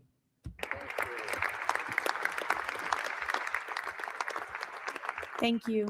We will now hear from the president of FIFA, Giovanni, to share more about FIFA's new partnership with the Board of Peace. Thank you, Caroline. Dear President, distinguished leaders, dear friends, I just have 3 quick points I want to mention now. Football, that's the first point, football or soccer as it is called, here is the world's universal language. It is spoken by 6 billion people, 6 billion fans who have the same feelings. It's about hope, it's about joy, it's about happiness, it's about coming together, and it's about uniting the world. Mr. President, we'll unite the world here this summer during the World Cup, but if we truly want to unite the world, we need peace, of course. And this brings me to the second point, because today we announce a true partnership between the Board of Peace and FIFA, and I'm very proud and very happy to announce this after having heard your presentations in Davos. I was feeling that we need to help, we need to do something. Everyone has to support peace. Everyone in this room, Mr. President, everyone outside of this room who would like to be in this room has to support peace as well. We all have to contribute for this, and that's why FIFA wants to contribute, because we don't have to just rebuild houses or schools or hospital or roads. We also have to rebuild and build people, emotion, hope, and trust. And this is what football, my sport, is about. And the third point is that, of course, as you all know, images speak louder and better than words. So we prepared a short video, and you can watch this video. I invite you to look at it carefully. Thank you very much. God bless peace, and God bless the Board of Peace. Ramadan Kareem. Thank you.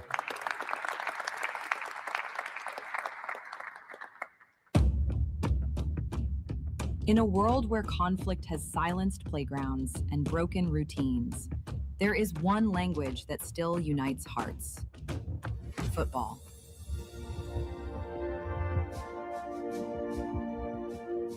A simple ball, a shared field, a reason to believe again.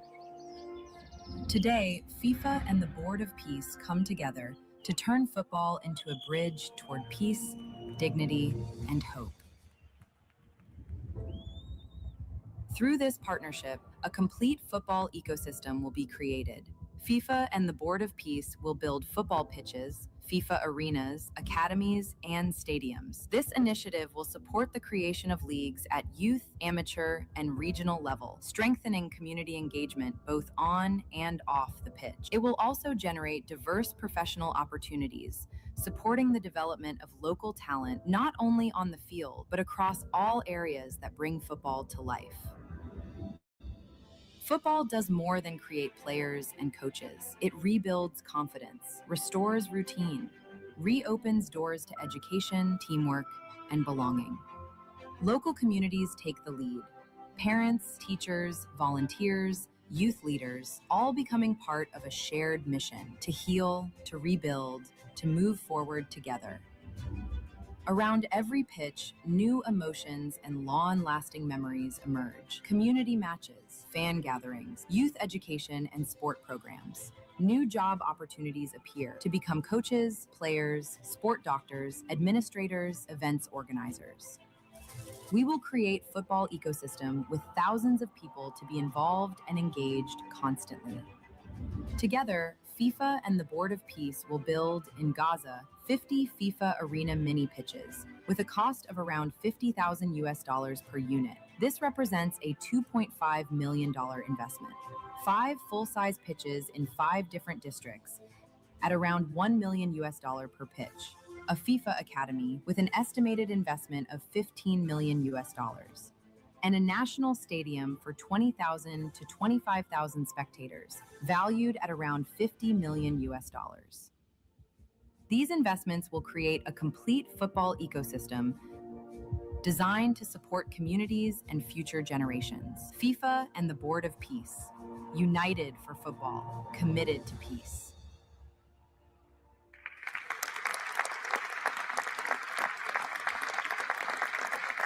Thank you, Gianni. That's wonderful. In advance of today's meeting, members of the Board of Peace were asked to vote on a resolution establishing the principles of financial integrity and transparency that will guide the board's work, and that resolution has passed unanimously. So now President Trump, as chairman of the board, will sign the resolution in the presence of a quorum of the board.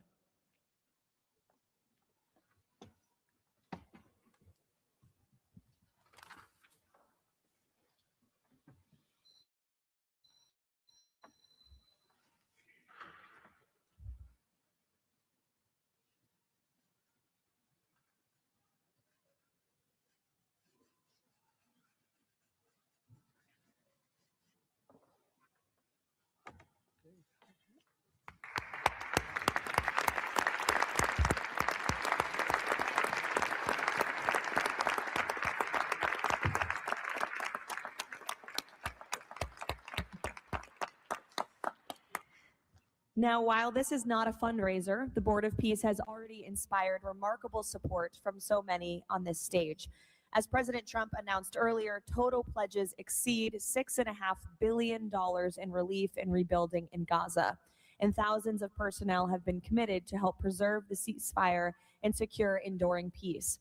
I would like to ask the heads of the following delegations to join President Trump on stage as he signs the fundraising pledges: Albania, Azerbaijan, Bahrain, Egypt, Indonesia, Jordan, Kazakhstan, Kosovo, Kuwait, Morocco, Qatar, Saudi Arabia, the UAE, and Uzbekistan. Please join the president as he signs the fundraising pledges.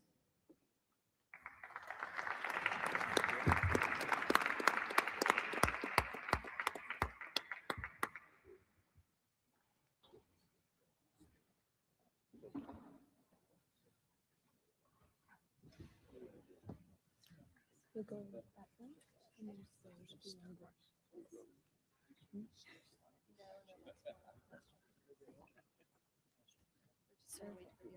you'll go this way.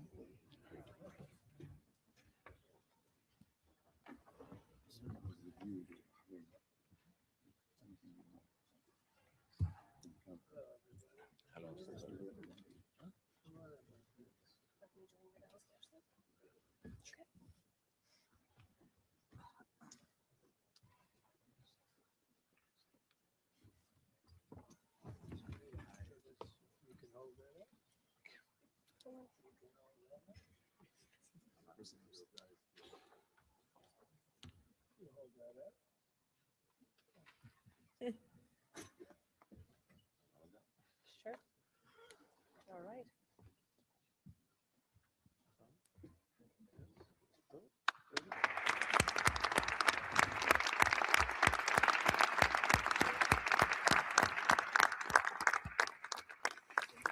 Congratulations. Now, President Trump, if you would like to say a few words to conclude, and then you have the honor of gaveling out the first ever Board of Peace meeting. Well, thank you very much, Caroline. And I will say that this has been, I think, will maybe be one of, if not the most important day of our careers. And we've had some pretty good careers up here, but this is something very special. And we're going to straighten out Gaza. We're going to make Gaza very successful and safe. And we're also going to maybe take it a step further where we see hotspots around the world. We can probably do that very easily. This is a tremendous group of powerful people and brilliant people. And I think that we can do things that a lot of other people would not be able to even conceive of or think of. We will help Gaza. We will straighten it out. We'll make it successful. We will make it peaceful. And we will do things like that in other spots. Spots will come up. Things will happen that nobody's even thinking about now and not even conceivable. But we will take care of a lot of things, and we'll work again with the United Nations and bring it back to health. It needs help. It's got tremendous potential, but it needs a lot of help. And I think we can start with doing that pretty soon, Michael. I think we're going to work on that very strongly. We can fix up even the building physically. I love to see beautiful buildings. I like to see buildings fixed up physically, not look like they are in disrepair. We don't like that. So we're going to do a job with the United Nations. We're going to have some very good people, and you have some very good people there right now, but we're going to put some extra people in, and we're going to have it help us. But most importantly for today, the Board of Peace is going to lead the way in Gaza. We're going to make Gaza an example of success and safety and unity. And it's an honor that you're here. And I want to thank the media for being so respectful. You're really amazing. It's given the Board of Peace the respect it deserves. These are the most powerful people in the world, the richest people in the world through their countries. And they have made a tremendous commitment. And the United States likewise has made a tremendous commitment. Thank you to everybody for your involvement. And we look forward to working with you over the years for many, many reasons, many very, very good humanitarian reasons. Thank you all. Thank you very much. Thank you. Thank you, Mr. President. Thank you, everybody. Ready? Thank you. We'll take it with us. Thank you, everybody. That's great.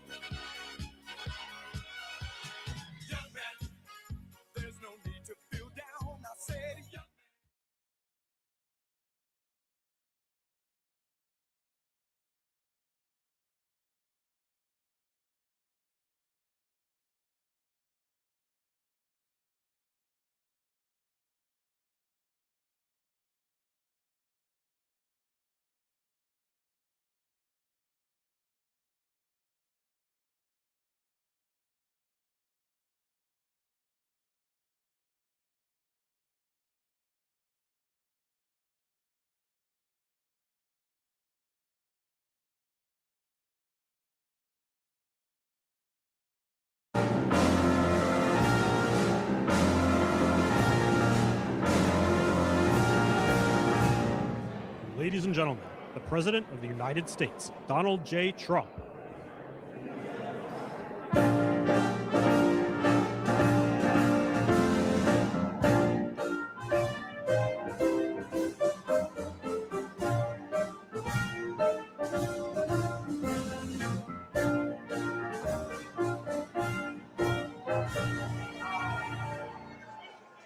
This is a nice full room. You know, we have a ballroom being built right now. So in about a year and a half, we'll be able to have about, I'd say 10 times the number.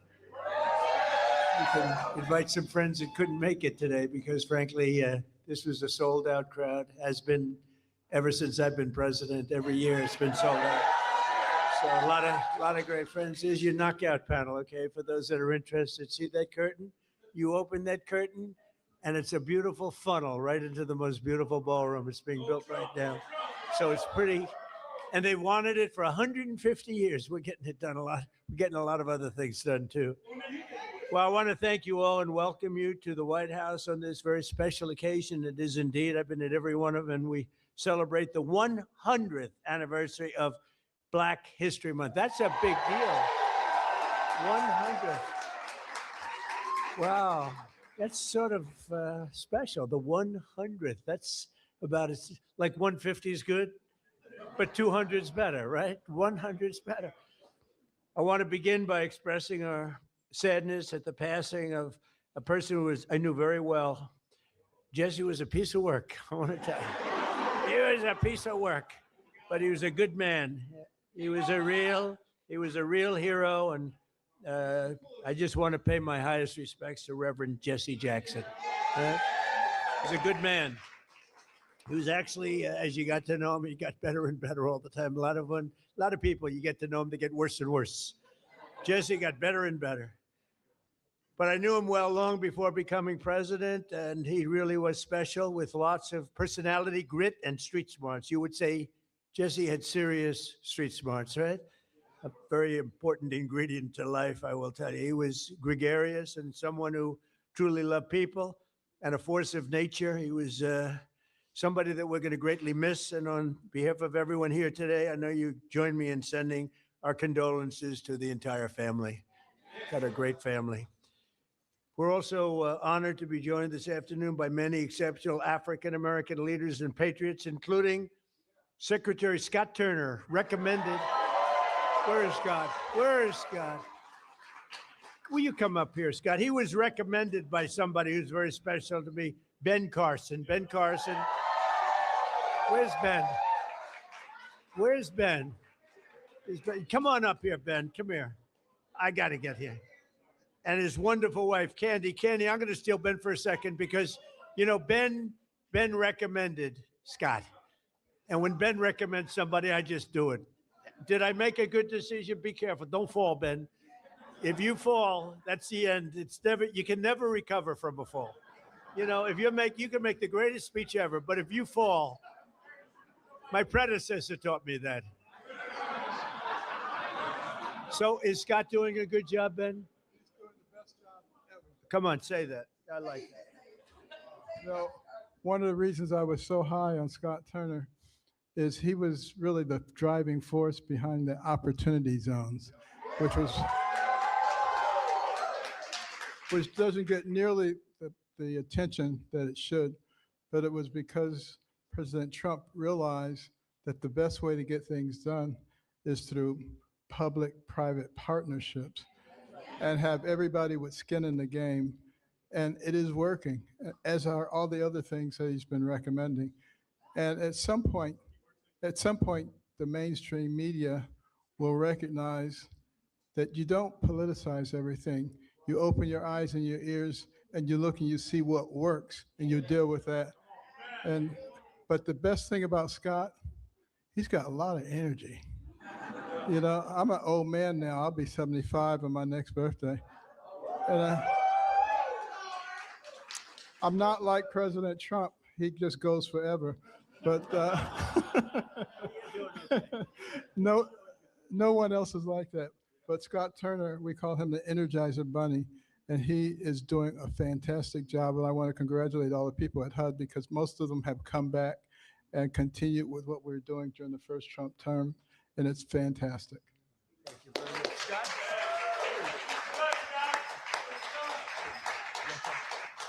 Well, just very briefly, thank you, Mr. President. We are so grateful for your leadership and for your heart for America. And Dr. Carson, who is a tremendous just leader, servant leader, and been a great mentor to me. And, you know, I never thought that I would see the day where I'm standing between the president and Dr. Ben Carson. That's pretty cool. Yeah. And so I just want to say to everyone that's here, you know, as we celebrate this special day in not only Black history, but American history, this year that we've been here, you know, under President Trump, the Lord has been so gracious to us, and he's been faithful, and the president has been a tremendous leader in his work ethic, his heart for people. And when he says America first, he really does mean America first. Yeah. And so, and to be able to stand on the shoulders of Dr. Ben Carson and for the president to trust Dr. Carson at his word is truly humbling for me. And so to stand now as the servant leader and the secretary of HUD, I'm grateful to the Lord. I'm grateful to the president and Dr. Carson. And I promise you, we will continue to do good work and to make not just housing affordable and everybody achieve the American dream, but really to bring transformation. And so that those that are in our country who depend on subsidies and this, that, and the other will get off of that and live a life of self-sustainability. So God bless y'all. Thank you, Ben. Thank you. And Ben mentioned opportunity zones. We did that. And I want to thank Tim Scott because he really, it was his baby. That was his baby. And he did a great job with it. We appreciate it. And again, Candy, thank you very much for being here. Special woman. Ben's getting the Presidential Medal of Freedom. That's the biggest. That's the biggest. It's the highest award you can have outside of the Congressional Medal of Honor. But it's better because, you know, a lot of people get the Congressional Medal of Honor. They're not around. You get them, they're not around. They got, whereas we don't have to go that far, generally speaking. But it's the highest award, civilian. And then you have the matching is the Congressional Medal of Honor, both tremendous. So Ben, I'll be seeing you back here pretty soon, I think, and you're going to get the award. You'll probably fill up this room. I said, we'll do it in the Oval Office. He said, sir, it's not big enough. I said, what? So we're going to do it right here, okay? And we love it. I'd like to also thank senior counsel to the Assistant Attorney General. He's a fantastic man. He's been my friend for a long time, Leo Terrell. There's no better. We have time, right? Do we have time? Yes? Anybody have to go? Like, come on up here, Leo. Get up here. This guy, he says it like it is. I like Leo. Come here, Leo. Look at you, spry. 2.0. Leo 2.0. Let me just thank you very much, Mr. President. First of all, we are living under the administration, and we have the hottest country in our lifetime.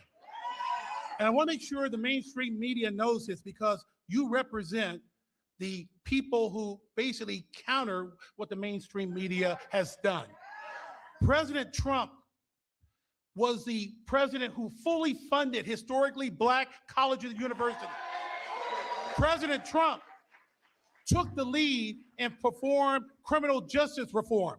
President Trump made sure that we had opportunity zones. Let me close by saying this. This country is at a crossroads, and we have the right president at the right time. And if you want school choice, like I know you do, President Trump wants it. If you want a law and order society and secure border, President Trump wants that. And more importantly, I say this because this is the greatest country on the planet. American citizens should decide American election. Vote for the SAVE Act. Thank you. Leo 2.0. We love Leo. Thank you, Leo. That was very good. Yeah, 4 more years.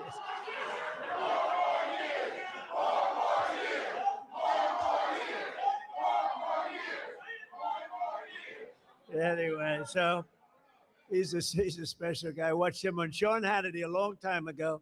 He used to be a Democrat, you know. Leo was a Democrat. That's a long time ago, right? Can you imagine you were a Democrat? I can't imagine it. You'd see him with Leo 2.0 up in the hat. We love him. He's a great man, actually. General Counsel for the Department of War, Earl Matthews. That's a big deal. Thank you, Earl. Thank you very much. I see Johnny over there with a great book. How is the book doing? Good? What a great person you are. Great book. White House Pardon Czar. This is a big job. This is a big job. Alice Johnson. Alice? Where's Alice? What a sweetheart. I met Alice and she was incarcerated for what some people would say today is not even a fine, right, Alice? It's not even a fine. And I said, how long has she been in jail? 22 years. I said, 22 years. And right, Alice? And come on up here, Alice. Come on up. I said, 22 years, and she was on a phone call. This was over a phone call. I know about fake phone calls too, Alice, you know, remember? They tried to get me in a fake phone call. But Alice was in jail for like 22 years. I said, how many years does she have left? 28. I said, 28 years left. And I said it, and I mean, she admitted she made a little mistake, but it was not the kind of a mistake that you serve 50 years in jail for. Like maybe a couple of months, maybe less than that. And I said, this is the most unfair. And then when I met her, I fell in love. I felt my wife was very upset with it. Our great first lady did not like that, Scott. She didn't like it, but Alice is great. And say a couple of words. It was so ridiculous. 22 years, she had 28 left. And I said, let's get her the hell out. And we got her out. We did a commute. And then when I got to know her, she was so high quality. I said, full pardon. So she's cleaner than anybody in this room, even than my friend right here. She's cleaner. Because of that, she's cleaner than anybody in this room. Thank you, Mr. President. The feeling was mutual. I fell in love with this man, with his heart for this country, with his heart to really bring America back to the form of greatness that it deserved. And that's exactly what he has done. My story is truly a Joseph story. This president right here, President Donald Trump, brought me from the prison pit to the White House. Only in America could there be a story like my story. And President Trump is the only president who would have had the courage to bring someone like me, someone who received a second chance, but who knows more than someone who has sit among the captives, than someone who has been in captivity themselves. I did not get comfortable in my own freedom, but I went back, as Harriet Tubman said she did. She went back to draw many others into freedom. And President Trump has listened to those recommendations. There's so much more to come, because when you see me, you see a miracle. You see hope. You see second chances, and you see someone who is willing to roll up their sleeves and do the work, do the hard work to help individuals gain their freedom. President Trump did something historic in his first term. He signed the First Step Act into law. And for that, over 40,000, and that number is low, over 40,000 individuals have come home to their families early. And you know, many of those were Black Americans who had no hope. This president right here, as you look out upon this sea of Black Americans, this president hears you. This president cares for you. Don't let anyone tell you that this president right here, Donald Trump, is not for Black America, because he is. I'm standing here today as a testament to how he feels about Black Americans. There has never been a position like this. I don't know if there ever will be before, but I worked with him in his first term, and I'm proud to now officially have the title to make it happen. Let's get real with the realness. Let's get behind President Trump, who truly has turned our nation around and made us the envy of every country in the world. Thank you, Mr. President, and thank you, God, for recognizing and raising up this man to be the leader of the free world. I love you.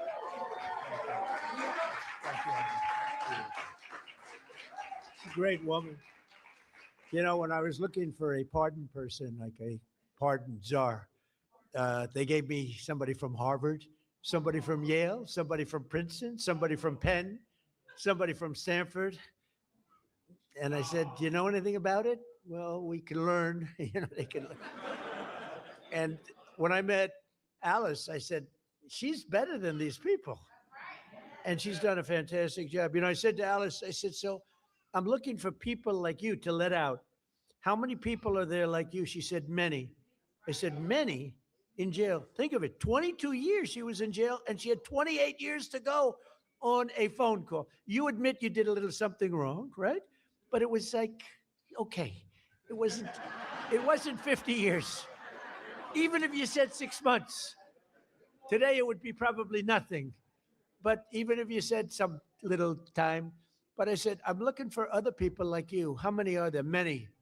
Then I was worried I said, well, maybe she's going to say everybody should be let out. We're not a believer in that. I said, so Alice, are there people that shouldn't be? You met a lot of people, right? Are there people that shouldn't be let out? Absolutely. Then I felt better because there's some bad ones in there too, right? But you are fantastic, and you've been great and so respected all over the country, all over the world. In a sense, you've become a very big story. Thank you very much, Alice. I appreciate it. And we have Lynn Patton. Lynn, thank you. You've been such a help. And Kelly Mitchell, thank you, Kelly. Thank you. Where's Kelly? Thank you, Kelly. And we have Dr. Alvida King. Thank you, darling. Thank you. You've been with me from day one, right? From day one, she's been there. She's been fighting for me, and I fight for her. I don't have to do too much fighting for her. She takes care of herself. Thank you. Thank you. We can say Merry Christmas is right. Thank you. Thank you for all that support for years, right? Even before Alice, a long time, years before Alice, right? Thank you, darling. Corinne Rankin, thank you very much. Thank you very much. Thank you, Corinne. And Deontay Johnson, thank you. And a man who's been with me for a long time, and he's never asked me for a thing. Bruce, thank you very much. Bruce Lavelle, thank you very much. I wasn't sure if they had your name down here, Bruce. I was going to mention you anyway, okay? But they had your name. They did a job, finally. They always leave a lot of names out, and that bothers me.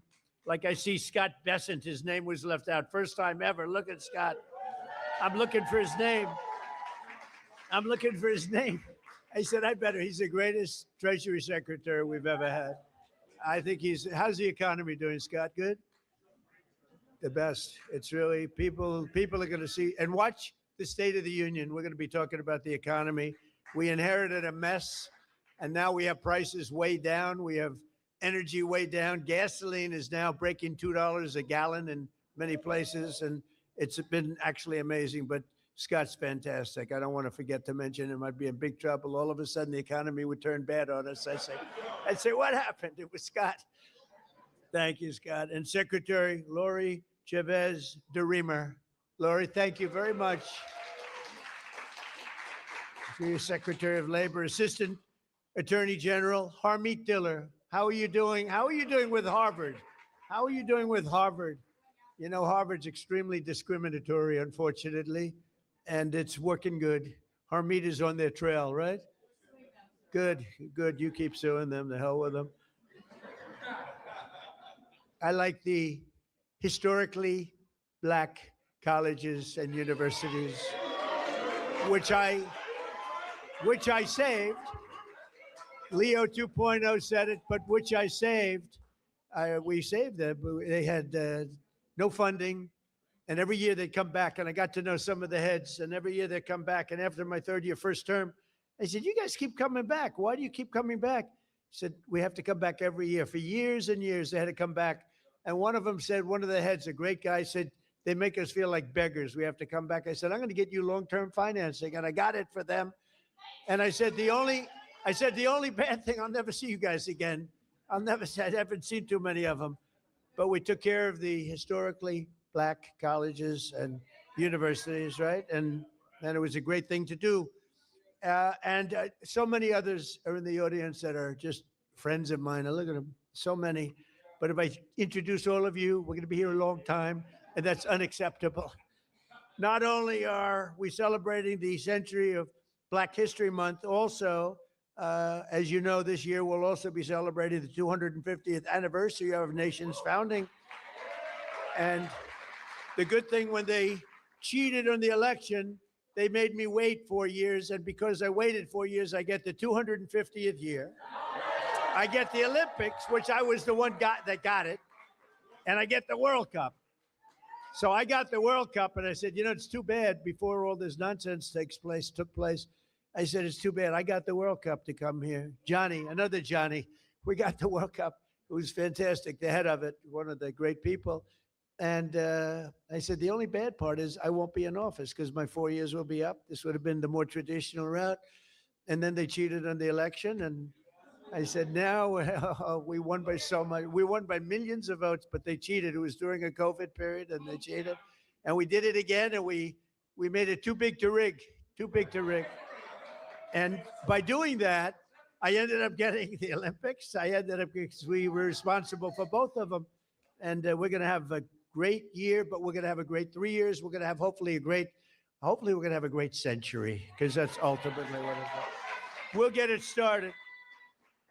But as we honor America's 250, and I can't say that I got the 250. I tried doing that a couple of times, Bruce. I said, I got the Olympics, I got the World Cup, and I got the 250th year. They said, you didn't do that. I said, you're right about that. I didn't do 250.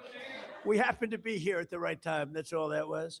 But we thank God for the strength and courage and grit and devotion of Black Americans who have helped make America the most powerful country in the history of the world. We now have, and you saw that with our attack a few weeks ago on Venezuela. We have the greatest military in the world. We make the greatest equipment in the world. There's nobody even close. Nearly 10,000 African Americans fought for the Patriot cause in the Revolutionary War. Did you know that? 10,000, and it's actually a number I've heard higher than that, helping secure our independence. And every generation since, from the Buffalo Soldiers to the Tuskegee Airmen, Black Americans have stepped forward to defend the flag and to defend our country like few others, really, like few others. And you've never really been given the recognition that you should get for that. You know that, Ben?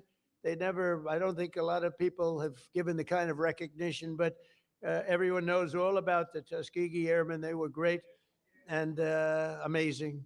The Buffalo